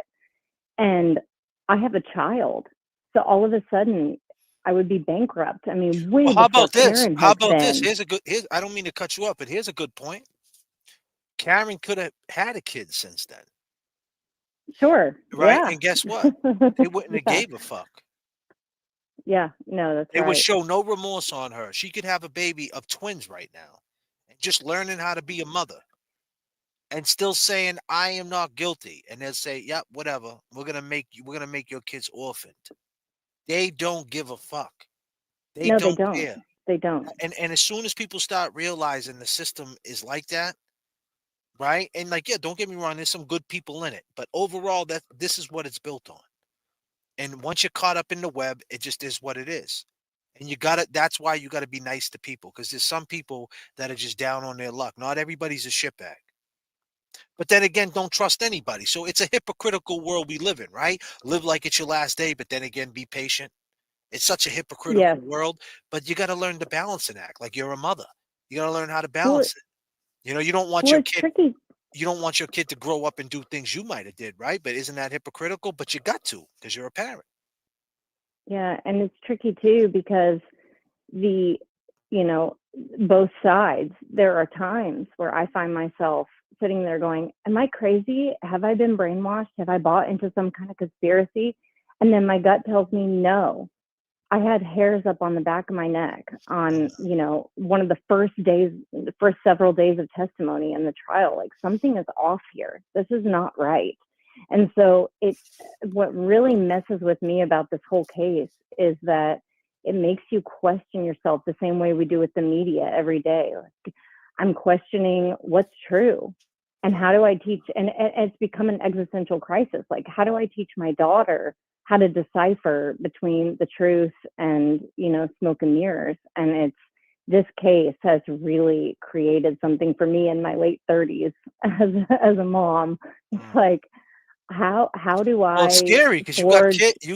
Because we got kids that are gonna grow up, and we're like, damn, they got to grow up in this fucked up world. Right. And how do I help her learn how to not believe what she wants to believe, but to ask what's true? How does she know what's true? How do we know what's true? You put a inverted Sally Port video, then you delete the footage. How does anybody get to the bottom of anything? It's fucking bullshit. It makes your head spin. It makes you think, why don't the feds just come in and arrest people? Yeah, it does make you think. I mean, here's the thing. Why don't you just put these people in a room, man, and just question them? I mean, why don't we stop they there? never did that. That's what's crazy. That's what's insane. I mean, question Higgins about the now. whole thing. Question him now. Put him in a room and question him now. You know what I mean? Like the fact that he's an ATF agent right now. He's going to work. He might work from behind the desk, right? But the fact that this guy, like everything we just heard about him out in front of the Canton PD, he called into the show. They all heard it too. and they're You're acting like wrong. You're wrong. you wrong. I'm just saying, like, so they don't feel a certain way. So that goes to show you, like, as much as we say there's good cops and all that stuff, and I get it, there is good cops. I get all that, but I'm just saying, at the end of the day, like, why don't you put them in a room? Why ain't anybody? No one can get through to Higgins. Like, this all could be over if one of them just admits to it. Like, we're gonna go through with this for real. Well, you watch any episode of Dateline 2020, you watch any of those highly broadcasted, syndicated crime shows, everything you see, there's a whole series, I can't remember what it's called, but it's essentially like things caught on camera and interrogations. That's all you see on those shows is people in a room, they're diving in, and they play the game that cops play, which I'm fine with. What do you need? You want a Diet Coke? You want some chips? You want this? You want that? You play on their emotions. And we don't have a single witness in this case, a prosecution witness, that is on film talking about what happened that night or that morning. There's nothing. There's absolutely no recorded audio, video evidence of anybody's statements. It's all he said, she said. We were all gathered in the same living room, whether it's at the McCabe. Oh, and by the way, they sold the house and got rid of the dog. Oh, weird. Oh, the dog's been rehomed twice now. Like I don't even say that. I don't even say that much. Like, that's like I it's the only reason why I'm saying that right now to you is because one of my friends, I was talking to him today, and I forgot, like, I didn't forget it, but I brought it up, and when I brought it up, he was so blown away by it. He was like, "What? They got rid of what? They got rid of the house, and then the dog? That's getting rid of evidence." I go, "Yeah. I mean, there's so much more to this. Like I don't stay there. I'm usually at the waterfall, and you know what I mean, like the phone call. Like, I kind of move past that. But sometimes when I circle back, and I'm just like, wait a minute, like, that alone, isn't that fucking crazy? Like, no one's questioning that. Like, why'd you sell your house and get rid of your dog? And why'd you like change your whole life? Like, you just randomly did that? You just decided to change your life?" Now, I will say, to play devil's advocate, I could understand if a family feels like they're being harassed and their dog has bit other people. I'm just playing hypotheticals. I could understand going, you know what, we got to get out of here. This is a mess. And not if you're big bad Brian A, though. If you're big bad Brian A, right. Big bad Brian A. Let me tell you something. Here's a fact, and I'm gonna hit everybody. I gotta hit a sound effect real quick. I'm about to. Just hold on one sec. I gotta hit some sound effect. I gotta do something. I gotta land this. I gotta land this point right. I'll tell you this, right? What do I got here? Let me see. We'll bring it back. Bring that one back from the top. I'll say this.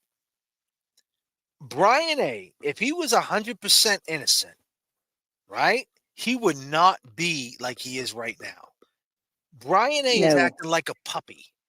Brian A. is acting like a victim. If Brian A. was 100% innocent, he would walk outside and slap anybody in the face that was in front of his fucking house. He's a Boston cop. This dude is a rugged dude, man. He doesn't want to show that side, because if he does, then it's going to prove our point that he did it to John O'Keefe. But if he didn't do it, to John O'Keefe, and he legit, and same with Higgins, these dudes would be like, what? Higgins wouldn't be calling my fucking phone. He'd be at my doorstep. You know what I mean? Well, all He'd be knocking on my door. Yo, bro, you talking shit about me? Like, that's what they would do. If they didn't do this, that's what they would do. Why are they cowering? They don't want no smoke. All of them would have spoken out by now. They would have spoke out, but like I said, I'll just say this, sweetie. Brian A. would never sell his house, get rid of his dog. He'd be walking down the street with his dog. Right now. Like, you gonna say something to me? He'd be on his front. He'd be on his front porch right now, listening to New Kids on the Block, with his fucking dog between his legs. If he didn't do that, believe me when I tell you, there's no way it's not just this house in Canton. We're talking about the whole area that he's at. He cowered when he was inside. Did you see the video when he was inside this Galleria? He was inside yes. It was a child. Yes. It was the hospital where you go eat. Yes. So they got this whole and that area. That woman was calling him out. Listen, if he was not guilty, he would walk up to that lady and he would call his boys up, and she would be on the ground being arrested for something. Yep. He wouldn't give a fuck. She'd be in before she could blink her eyes, everything would be black because she'd be in back of a paddy wagon. She'd be like, "What do you mean I didn't do?" Slam, and the paddy wagon door would shut, and it would be black. I want to bring up one more quick little thing, and then I'll let you take another caller. But Nicole, have you seen pictures of Nicole prior to her testimony? Like pictures of their family, pictures of her with Brian, pictures of her with Jennifer McCabe. Yeah, just pictures of their family life. She looked, when you compare the two, you know, the prior life to her on the stand, she looks like a different person. There was something, I can't explain it. There's something, and women know. If you're going to be on national television and you are going to be, you know, photographed and reported about, she looked sullen. She looked sad. She didn't put any blush on. She didn't put any, and I'm a stay-at-home mom. I've hardly ever put on makeup anymore. So I'm not criticizing that point. I'm just saying she looked deflated. Like when you look at pictures of Colin with Auntie Coco months before, and then you see her on the stand in her tan sweater, she just looks deflated. I just wonder if she's okay. And I've always thought that it's possible that there were people in that house that don't know what happened. It is possible that John went out the backyard, like we've said before, or went down, you know, the basement stairs while people were dancing to It's Raining. No, they didn't know. They didn't know what happened when it happened. I would agree. That's what I think. No, that's a fact. They didn't know what happened. They knew something happened, but they didn't know what. And they knew everybody had to go. The party was over. The party was over. Right, they had to go. And, you know, then Maddie McCabe with his he was on the backup. Maddie M was on the backup. And Maddie put the smile on. I'll give everybody a ride home. Come with me. And that was it. And they were trying to figure things out. And that's why the cake, they never, you know, there was no cake. There was none of that. There's no pictures. The party was over. You know what I mean? You know, no one's hanging out. What's going on? Everything's shut down. Tristan goes to pick up Caitlin. Why did Tristan go pick up Caitlin? It's going to be a snowstorm. That is some of the most unbelievable testimony I've ever heard in my life. It's crazy. Like, come on. An innocent dude gets on the stand acting like that? An innocent dude? Like, why not? Well, if you're going to say all that, mention, let me just say this. If you're going to say all that, I don't know. I don't recall. If you're going to say all that, why wouldn't you just say, fuck off? My family didn't do this. Why wouldn't you just do that? And not to mention the irresponsibility of getting less than an hour of sleep to then go drive a snowplow. I mean, that's insane.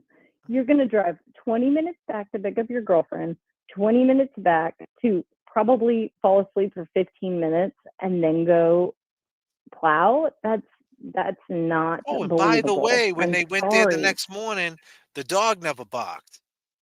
Weird. And you got a baby, you got a 3-year-old. Let me ask you this: how's them baby blankets doing? Have you slept with one of them lately?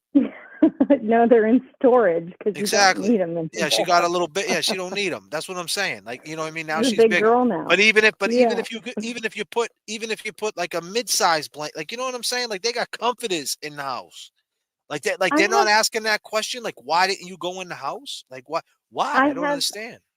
I have a mini Australian Shepherd. And if the blinds are slightly open, my dog is going nuts. Nuts. At the mailman at she a neighbor walked in that house. Walk. Jen McCabe walked in the house, opened up the door. The door was open, right? This is a Boston cop, fugitive task force. And he got his door open. Sure. This guy catches fugitives, guys that were, guys that don't like him, right? And he got his door open. Yep. She walks in. Now there's a German Shepherd. It's like a great white shark. You walk right inside. It's about to be nighttime, and the shark is out there, and you walk right in with a seal in the water. Like you know what I mean? Like, she walked right in. That dog would have came down like a bullet right at her, to the point where she might have ran out the house. Yeah, it's completely implausible. You know what I mean? And the dog could have got out. The dog could have got out, and they would have been chasing the dog around the yard. Come on, because the dog wasn't there. This is what I'm saying. Like, come on, everything. Come on, like, come on. What are we talking about? And if he was there, they were holding him back. because they were watching out the What, window. this is what makes us all feel crazy sometimes, or like if I'm really diving into the case or rewatching testimony or watching a live stream where someone's replaying testimony, you sit there and you go, oh my God, I forgot about that. It's not just one thing. It's not just the Sally port. It's Chloe. It's on and on. I mean, it's just over and over 1 million little pieces of a puzzle that add up to bullshit. And to the worst fuckery. part about it is Fuckery Donuts is officially open for sure. And the worst part about it is you got people like Yellow Cottage Tales and this other woman KP Oh my God. going on these platforms saying everything we're saying makes no sense. Did you watch Brother Council last night? Oh, it's Brother Council. Yeah, that's no, I didn't watch it, but I seen bits and pieces of it. I kind of skimmed through it. So I would say I kind of put it on and I was just doing my thing and I had it on. Yeah. Because I had an interview with the chick KP and it's a monologue to me. So like everything she was saying, she said to me. So I was just like, here we go with this shit. But I like what he was saying. I like him. I mean, actually, man, I might hit him up and try to get him on my show. You should. The best thing he said, in my opinion, to her was, you talk about the lack of dog DNA being an issue for you. The lack of bruising on John is an issue for me with a car accident. Those are the same. They just are. So when you're talking about reasonable doubt, that's, I mean, that's lawyers are poets, man. You know what I'm saying? Like you Yeah, have to they be are. poetic. They You are. have to have the sell job. It's a promo at all times. Because when you're like talking to a judge or you got to hit a point home, it's got to be a punchline. It's got to be poetic. It's got to be wordplay. It's got to make you say, "Ooh, it makes sense." And he was ready for it. So it's like, "Oh, really? Well, by the way, you know, the DNA, all right, you got that, but by the way, a truck at 24 miles per hour hit him and he doesn't have a broken bone in his body. Okay, yep, all right, no bruising. That just don't happen because I slip and fall and I get a bruise. So it just doesn't make sense. And the fact that they stand on, well, that's possible. Like, if you're gonna be on the side of neutral, like I don't even know a side that they're on. The point is they're on the law side. If you're talking law, that's the crazy part is these two people talk law, but then they don't respect the law. If there's reasonable doubt, she has to walk, whether you like her or not. Well, it speaks volumes that Brother Counsel put out a plea on his Twitter for any lawyer that wanted to come on that thought that the prosecution proved its case. And nobody bit the carrot. So who did he get on his show? Kate Peter and Yellow Cottage Tales. Masshole Mafia, the worst. It's the worst name ever. He could not find an attorney that was willing to have a discussion with him about the plausibility of Karen Reed's guilt. End of story. That's it. And that's it. He talks from, and I try to do the same thing as him. Obviously, I don't have a law degree, but I try to talk to him as if I had court, if I was in the courthouse. And everything I talk about is from that perception of the court. I'm not trying to, at the end of the day, sometimes I try to solve the case and throw things out there and make it entertaining and do some things. But at the end of the day, there's a timeline. There's no way she did it. She didn't have no time to do it. That's one. And whether what she did in her private life and this and that, that's irrelevant. She didn't do it. That's it. And that's reasonable doubt. And everything they did proves that they know more. And that's reasonable doubt. And Higgins got a lot of explaining to do. And it's going to be fun to see. He has a lot of explaining to do. Yeah, we're going to see. But listen, I appreciate your phone call. What you say your name was again? Melissa. Melissa, I appreciate your time, sweetheart. Yeah, just a stay-at-home mom in Tennessee, but I watch. I circle the channels. I watch Melanie Little and anyone I can get my hands on. But I appreciate you guys. I love your commentary, and keep fighting the good fight. It's every little bit matters. The world is watching. It's just true. I'm sitting in Nashville right now, and I'm watching. So that's awesome. Thank you guys so much, and thanks for taking my call. Absolutely, peace and love. You too, babe. From CC. Every little bit matters. You're live with J.F.K. Hello. Hey, CC, what's happening? I just want to say thank you for the past few shows you've had. I really enjoy watching you get worked up on them all. Yeah, I get a little crazy. I'm loving it. I'm loving it because it does. It just, you know, blankets. If that was my sister in the house, now I'm gonna have to play Because I was devil's having Jen advocate a get the little baby bit. blankets I to don't wrap. know if I'd have went right in. I think as soon as the first cop showed up, I'd have grabbed him and said, "You need to get in here. My sister's in there. Out of My my niece car. and nephew in there. My Because I was brother-in-law's having in Jen there. get the baby We need to make blankets sure to they're wrap. okay." You know, and grab some blankets for John until the paramedics get here. She didn't do any of that. Not a dang thing. You know. But I bet you could relate to Brother Counsel today. I mean, when you watched it. Yeah, I mean, that's why I don't even try to bother. Like, I could like, hit up Yellow Card's tails and be like, "Hey, let's have a conversation." And like Oh my God, please the don't. funny thing is, he always says like our side is like we're rude. It's like we're not rude because you guys act like there's no reasonable doubt. You just want to say she did it. You don't want to look at no other way. You can't tell me how she did it. None of You you want to guys talk can about tell me. sound bites? He's got his sound bites, you know, the mob. The hateful mob, or the whatever he calls, you know, all the people that stand out. Those are the most peaceful protesters I've ever seen in my life. And I grew up in my day, you know, the Vietnam War was going on, so there was lots of protests back then. And I've seen a lot of protests. Things are so different today. But I appreciate you, and I just wanted to tell you that, and that's why I've been trying to call you. I appreciate that, CC. You know I appreciate you. I listened to your show last night. It was awesome.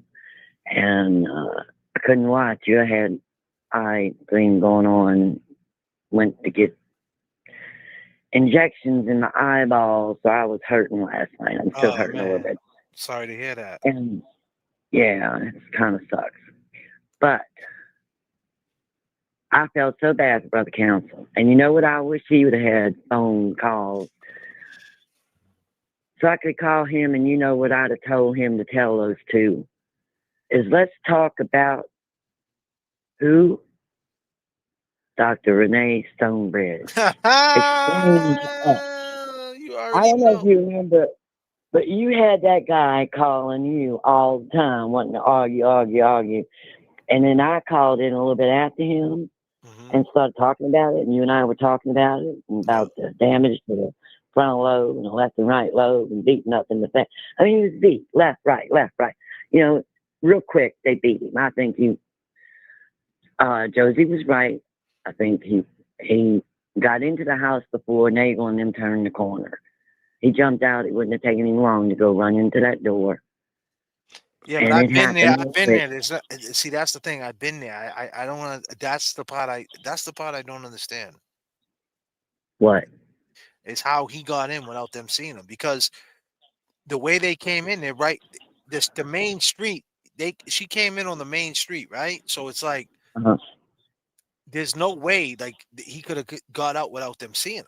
I mean, that's my take on it. I mean, I seen okay. Like, but remember me telling you the other day about Matt and Jennifer's car? It was a really big, tall car. Yeah, I know that. I know that. But still. Yeah, and it was taller than him, than John. And if she let him out right at the mailbox, and he went inside the car. Yeah, but that's a big. It's tough for me to believe that, man. I mean, I don't know. I mean, obviously it had to happen. I guess it had to happen. But then again, did Karen take the block? You know, did Karen drop him off? Like, I'm just saying, I mean, did Karen drop him off? Like, did Karen go by? Like, did Karen pull up? Like, is that the second time they seen her? Did she pull up? Like, and he got out the car and she left and then she came back? Like, I don't know. Like, did that happen? Because that, like, I don't know if that, I like I said, speculation, but I'm saying, like, but one of them said when he took. I don't know, because who can we believe? I mean, we're listening to Brian Jr. and Jennifer and Matt and Nagel talking about looking out the window and they saw the vehicle here, here, and here. You know, so, well, I don't know if Nagel ever said that she saw it. I know she said on, you know, And I didn't remember that till you covered her again. And I think you go on witness to witness and witness, and you're doing a fantastic job. You're not doing it like the attorneys. You got your own artistic way of handling, watching these testimonies of these people. And it is very entertaining. It is very enjoyable. The music is nice. Not so crazy about all the weird sounds sometimes that you get crazy. I don't know what kind of board you got there on your in front of you on your, what is it, the cockpit or dashboard on your airplane, whatever. My instrument panel. Yeah. You're always playing with that, and it's a lot of it's really cool. And you know, and I kept it light tonight though. Yeah, you did. And I think it might have been on your show or somebody else's show. That lady Grace that does the Dream Feed Media thing. Right. She's evidently epileptic, and she said something to somebody about lights or something one time, or something they were doing on their show, or sounds or something affects her or whatever. But she said it in the comments where, oh man, did you see the chat on Brother Council? No, I didn't check Did that you out. see those people in that chat? Oh, that was all of Cleveland's and Kate Peters' Them are weird followers, people. man. Them are just weird. Them are just weird people. But there was one of them called Nicole, and the last name was with a B. And all she kept repeating over and over and over again, you're going to defend a drunk driver. You're going to defend a drunk driver. Reminded me of the MAD people, you know, back in the day when they first got started with all that. Mothers Against Drunk Drivers, which I don't believe people should be driving drunk, but all of them were driving drunk. So that doesn't even make any sense. You know, it's because You're from the South, man. You know how it is in the South, man. The South is different. Yeah, I am in the South. Yeah, the people are different in the South. What do you mean? No, I mean like as far as like you know, like country roads, country living, like drinking a beer, driving a truck, like it is what it is. You know what I mean? Like they want to be all like, oh, why you driving drunk? Like, you know, you don't know for sure. Like if she was, you know, you can like the way they make the limit. Like, come on, like they set you up. You have fucking 3 drinks. You're drunk. You're going to jail. And they just want to get you the lawyer. It's a business. You know what I mean? They get you the lawyer, get you in jail, get the bail. I'm just saying, there's some people who can drink 5 drinks and be fine. That's exactly right. And I'm not saying it's the right thing to do, but I'm saying like, you know, I understand. Look, back in the day, I was a bartender, 3-story disco. Okay, so. And the cops, every time I got off in the wee hours in the morning, because New Orleans area, okay? Everybody walks out at daylight. So, but that was back in the day. I think nowadays everything closes up at 2. But I don't know about, maybe down on Bourbon Street is still open all night long. But, you know, there are really cops that think they have all the power, you know, and I feel like, hey, you put your pants on the same way I do, one leg at a time. You ain't no better than me, and you should do your job the way your job should be done, you know, and there are a lot of them that don't.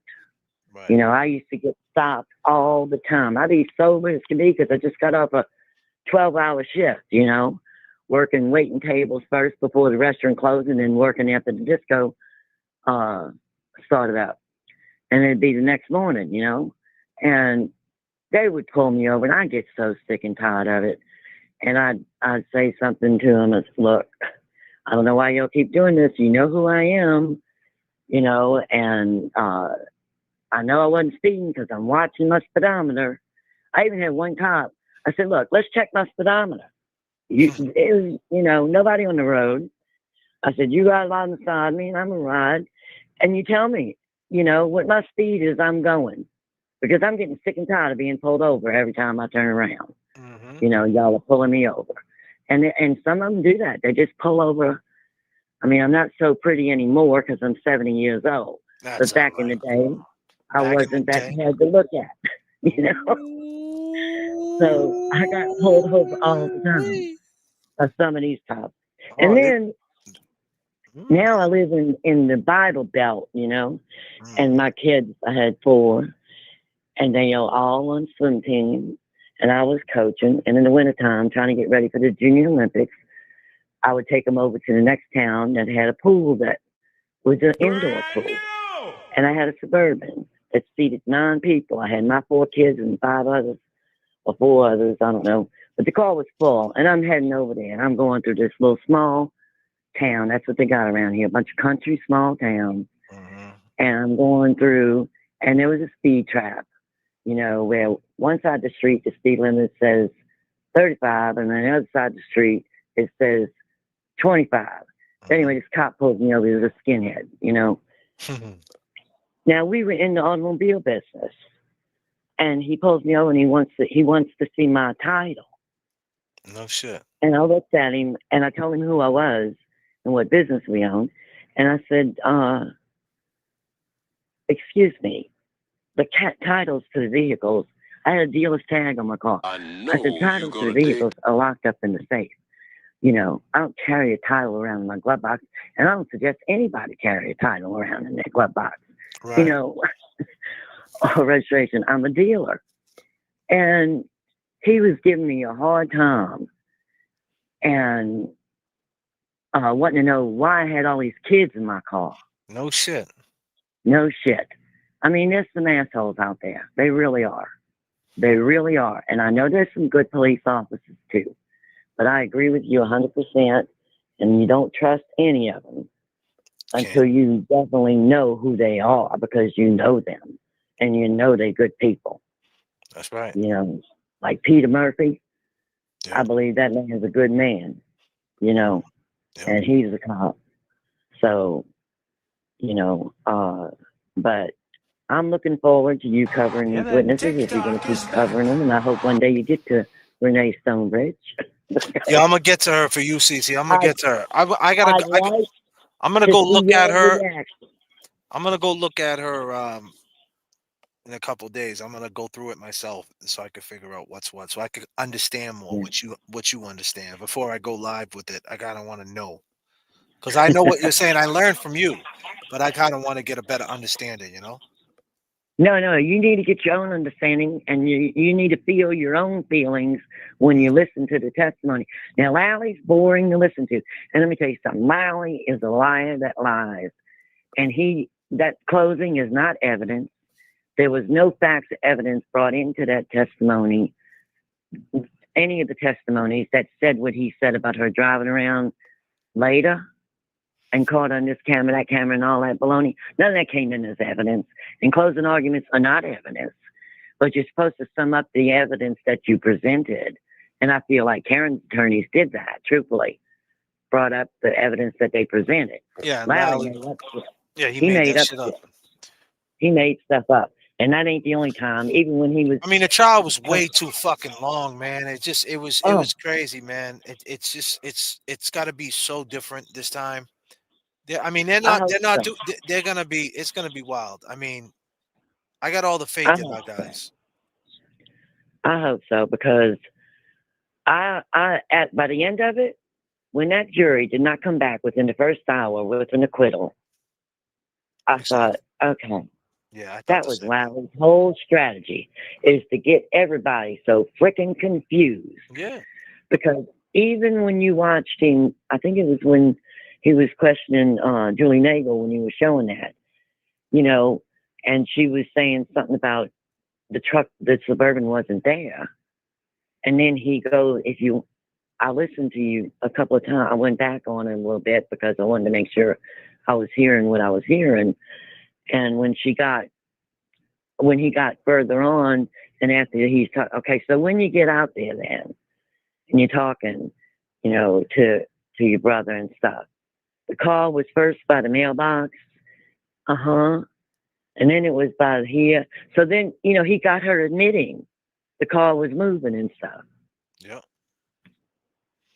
He was feeding everybody lines. He's just like, it's so weird, man. It's just like I played the Vinny clip about when Vinny breaks down a prosecutor's like what the type Oh of yeah, that was good too. That was awesome. the type of integrity that you're supposed to have. You know what I mean? Your integrity Mhm. is to have the facts of the case, lay it out, and Mhm. you don't prosecute a case if you don't think you're gonna win it. You know what I mean? For one, and for two, you don't prosecute a case if you believe the person's innocent. There's no way they believe they're gonna win this case. There's no way. So like you said, the fix is in somewhere. It's crazy, and then now you got Yeah, this. I said that a You got long Hank, time ago. and then you got When Hank Brennan. Higgins, You got Hank Brennan with the defense, acting like a defense attorney, trying to hide things yep, from the jury. The shit is. yep, He called it yep. bizarro world, and I got to agree with him. Who did? Vinny. Oh yeah, yeah. Vinny Now did. I listen, thought you were people saying talk shit Brennan did. about Vinny. People talk I shit thought you about were Vinny. saying. Vinny's probably making about $400,000 or $500,000 a year. Maybe more. Maybe less. I don't know, but he's making a lot of money. He's been at that court TV a long time. He's not going to come out and say Karen Reed's innocent and sacrifice his money. So, like, Well, everybody needs to calm the fuck down. It is what it is. You got to do what you got to do. I don't hate yeah, on him. When you're like mm, in this corporate world of entertainment, he's getting yeah, paper. He did a lot yeah. for us for saying what he said. Them little sound bites, he laid it out for us to take that, because the way he broke it down was perfect. No one could say it any better than what he did. And it's coming from a great, reliable source of how you lay out the facts if you're a prosecutor and this and that, and all the things he said. Now, some people will be like, I already knew that. Okay, but coming from him, it makes an impact. I don't care what anybody says. Well, yeah, because he's well known and he's probably got a whole lot. Well, I don't know. He just started doing this little YouTube shit. his But the own. I point think he's is, only got like 83,000 followers. now he He didn't don't have say as much as he didn't say it on court TV. I get it, but right. Yeah, still, he still said it, and that's up to us to use it. exactly. And he's still, I mean, I watch everybody. Like I told you in the beginning, I started watching during the Johnny Depp trial, all the attorneys in lawsuit covering the Johnny Depp trial. Okay, and I've always enjoyed, I guess, because when I was a kid, my dad loved Perry Mason. Okay, and I used to watch Perry Mason all the time. So, but I just enjoy watching those shows, and it was. I think with Vinny, I like Vinny. I don't have anything bad to say about Vinny. I think some of the people you're seeing making comments are kind of irritated with him a little bit. Or maybe some of the people that are What do boots they on the want him to ground. do, though? You want Vinny to be like Karen Reed's not guilty? Like, he's not going to do that. No, he's not. He's a prosecutor, just like EDB. No, if he wasn't if he was wasn't a on court prosecutor. TV, if he wasn't getting paid a lot of money, and he didn't, the dude might own businesses. Like, you need, just because you got money, you need money to run your businesses. Like, he's not going to sacrifice Exactly. his money. He's making money. The dude's been in the business for a long time. Like, that's just Yeah. the way it goes, man. Like, I can't knock his hustle if it's going to fuck with his paper. And it might be in his contract not to say something. Like, who knows? You know what I mean? Like, you can't take a side. Like, who knows? Well, At the end of the day, he did a great soundbite, though. That's all I'm saying. Oh, he did good. And in the beginning, he was kind of like on the fence, but you got to understand, he was a prosecutor. Okay. So he's looking at it from the eyes of a prosecutor. Brother Counsel is a defense attorney. Runkle of the Bailey is a defense attorney. EDB, she used to be a prosecutor in LA. So they see it from different viewpoints, and they have different viewpoints because of their life experiences.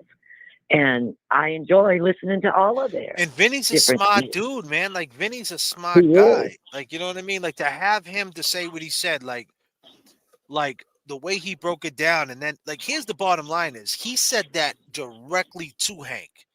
Like, regardless if we heard it or we didn't hear it, if Hank heard it, that hit Hank where it hurt. He was like, it's not your job to twist things and turn things, and you know what I mean? Your job is just to lay out the truth. Your job ain't to win. Like, you know what I mean? Like, he's telling Hank that. He's digging into him. Like that's what it is. Your peers sometimes need to put you in check. And he did that. He took a shot at him.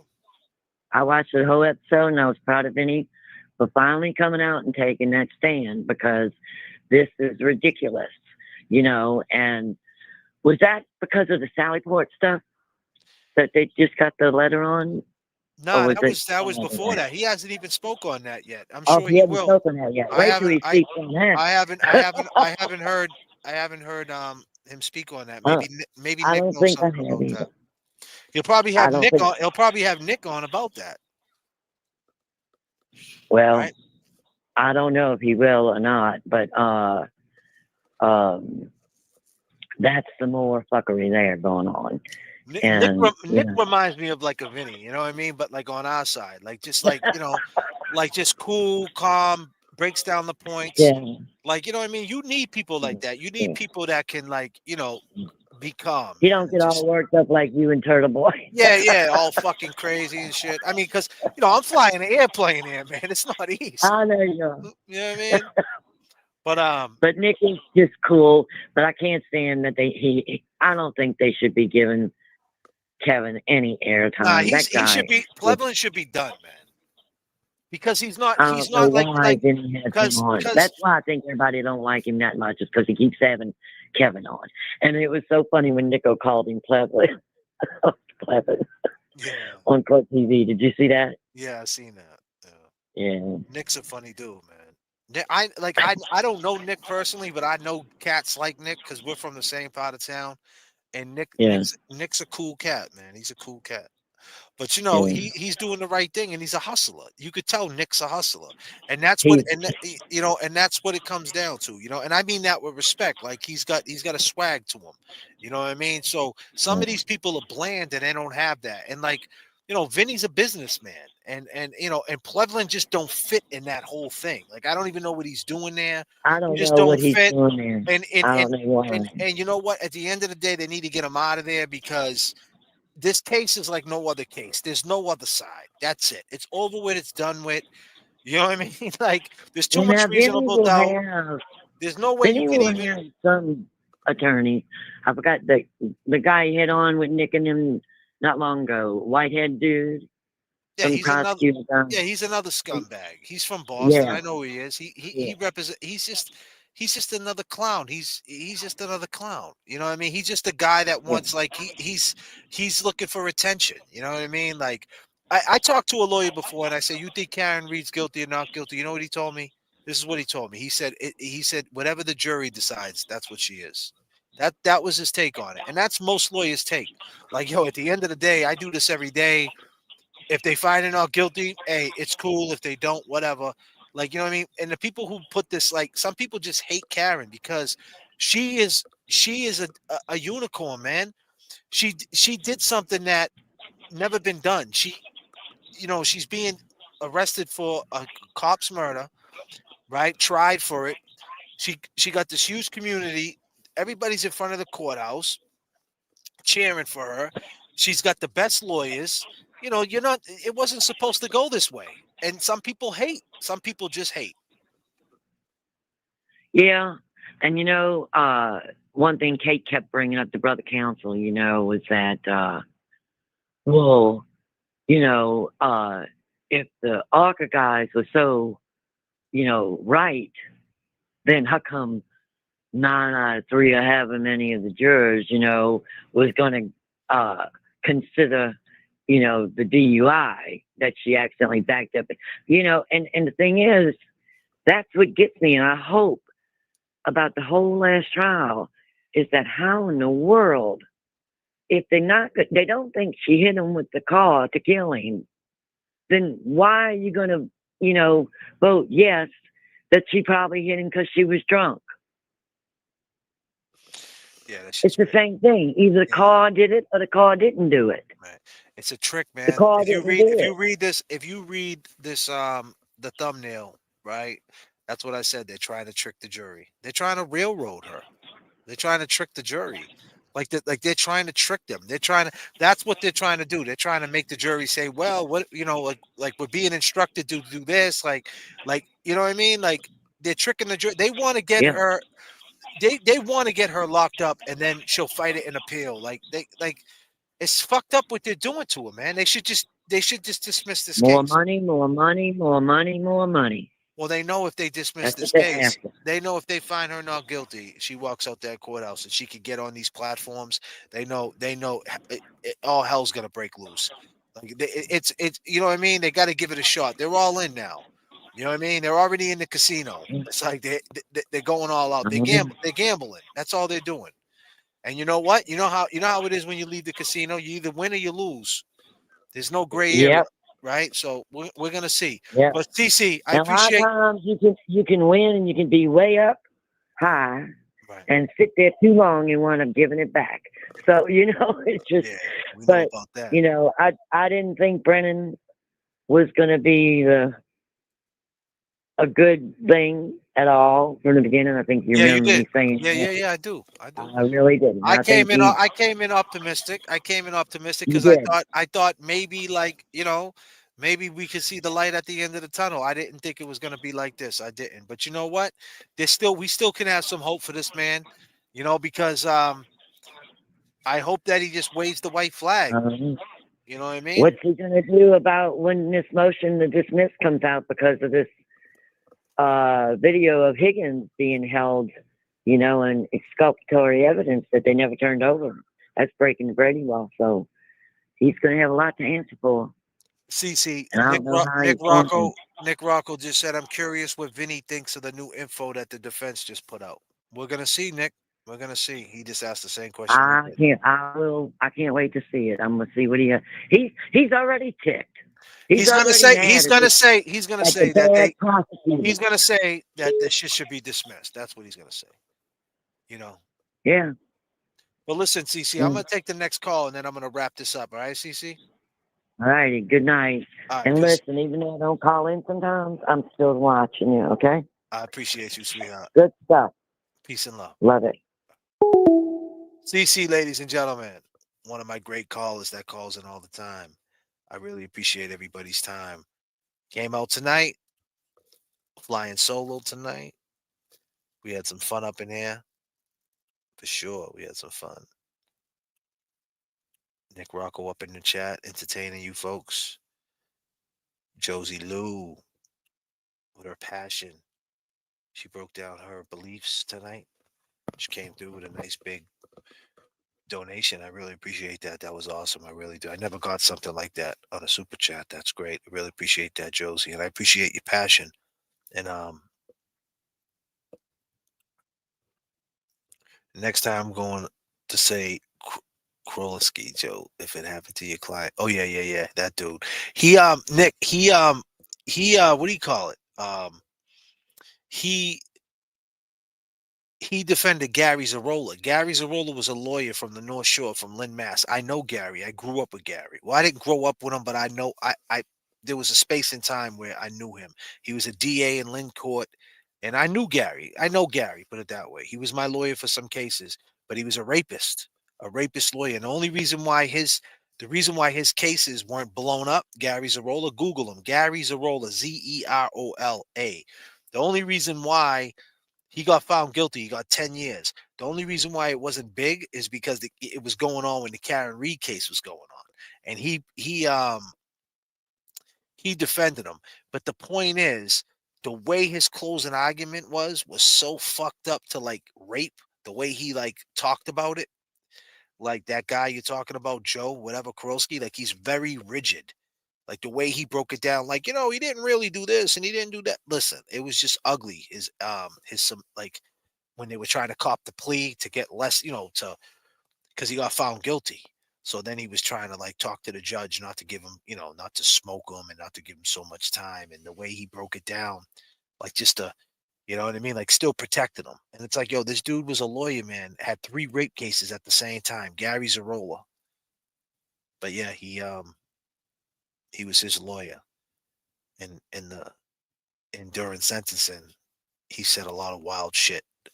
And it's like, just very, very weird, man. Like, it's just as a human being, I'm not saying you don't do your job, but like the things he was saying was borderline suspect.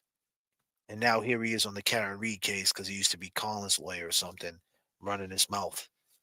It's just weird. Like the dude runs his mouth. It's like who are you, bro? Like, what do you do with yourself? Like, what's your life like? You know what I'm saying? Fucking weirdo. You know.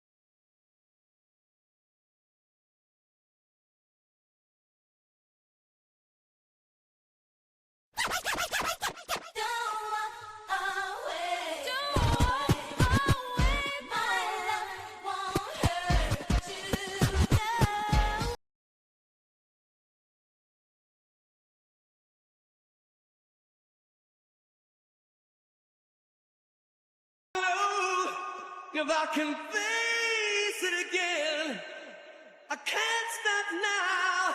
I've traveled so far to change this lonely life. I wanna know what love is. I want you to show me. I don't know if I can face it again. I go by the name of J.F.K. Appreciate everybody on this flight. Replay crew, I love you too. I'll see you guys next flight. Peace and love. Thank you, chat. It's all love. I can't stop now. I've traveled so far to change this lonely life. I wanna know what love is.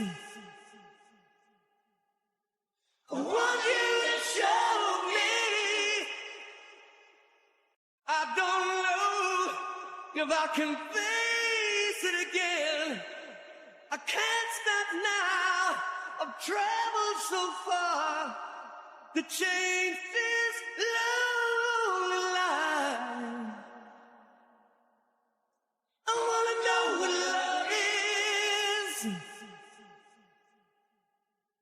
I want you to show. Give it a chance, you the only one for me. Why? Love, girl, you the only one I need. Come on. You my heart, shorty, I can't have you ever leave. Say why? You my air, baby, you the reason that I breathe. Give it a chance, cause you the only one for me. Say why? Love, girl, you the only one I need. What up? Come on. My heart, shorty, I can't have you ever Summertime, leave. y'all. You my air, baby, you the reason that I breathe. Just waking up and it feels so good, right? Trying to live it up, yeah, live that good life. If you alive right now, you living good, right? She's all that, but she don't like the hood type. We had no remorse when we sat on the stoop. Vision was clear, could tell a Crown Vic from a coupe. Some would pull guns and others would shoot. We listen to Tupac and bump, give me the loot.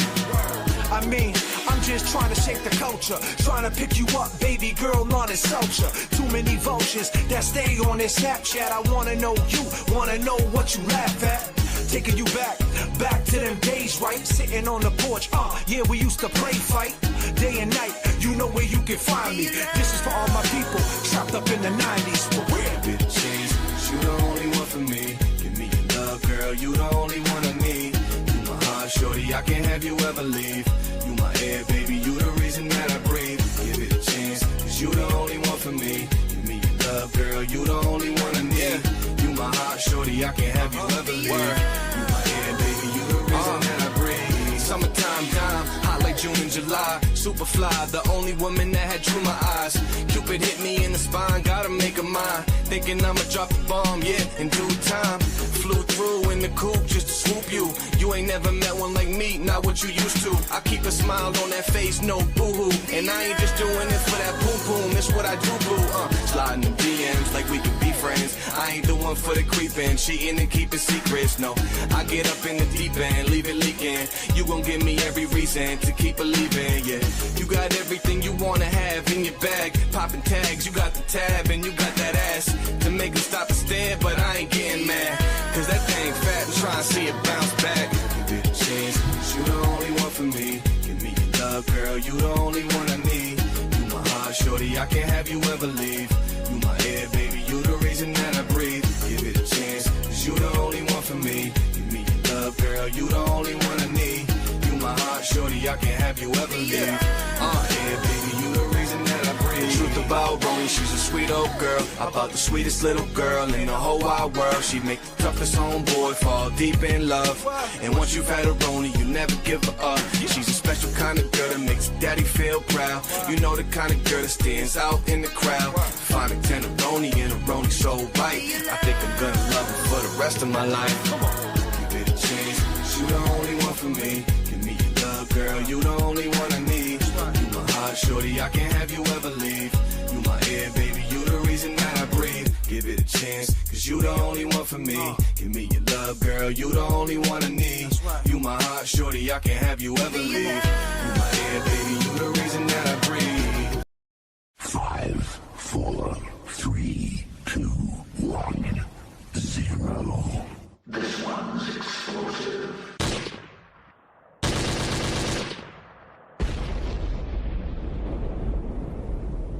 Let's go. 5. Hey, yo, here's the situation. Yeah. So let's get a car, you know, I fly with. Hey, yo, here's the situation. With the nobody, yeah, and about the crew. Come on. Hey, yo, here's the situation. Get a 10 bullet screwdriver, FBI 20. Yo, here's the situation. Hey, yo, here's the situation. Yeah. So let's get a car, you know, I fly with. Hey, yo, here's the situation. With the nobody, yeah, and about the crew. Come on. Hey, yo, here's the situation. Get a 10 bullet screwdriver, FBI 20. Hey, yo, here's the situation. So let's get a car, you know, I fly with. Hey, yo, feeling like Heavy D, self-destruct 89. Father broke my heart, I guess he was living in crazy times. In these streets filled with hoes, there's so many shady crimes. So why would he give a fuck about a baby crying? So we 3 deep, stole the whip, no one there. Another lick, homie, tell me what we going again. Strip the whip on the side street, low on bricks. Wipe everything down now, don't show a print. We all did biz, we just trying to live high. And some things in life you just can't turn around. Jumped off the porch, it's all over now. Active in addiction, he's sober in the ground. So profound, what goes up must come down. Stay high till we die, we were just playing wild. 88 Cherokee Jeep is my therapy. In these streets, never settle beef with the enemy. Put one in your face, yeah, clear your memory. Hockey mom snitch, yeah, don't wanna pay the penalty. Wins and losses, reputation. Stand on your word, what you really chasing. Wild juveniles, facing incarceration. Hate, mistaken admiration, know your basics. Had cancer in my body, every day I'm paranoid. I stand with my 3 daughters, I don't trust my boys. In the 88 Cherokee Jeep, gold package, trying to get straight, but it seems we go backwards. No dreams when you're seeing things with low passion. Maintain, stay in your lane, and just roll past them in the 88 Cherokee Jeep, gold package, trying to get straight, but it seems we go backwards. No dreams when you're seeing things with low passion. Maintain, stay in your lane, and just roll past them in the 88 Cherokee Jeep, gold package. So let's get a car, you know, I fly with. Yo, R.I.P. Heavy D. With the nobody, yeah, and about the crew. Legendary. No. Get a 10 bullet screwdriver, FBI 20. J.F.K. So let's get a car, you know, I fly with.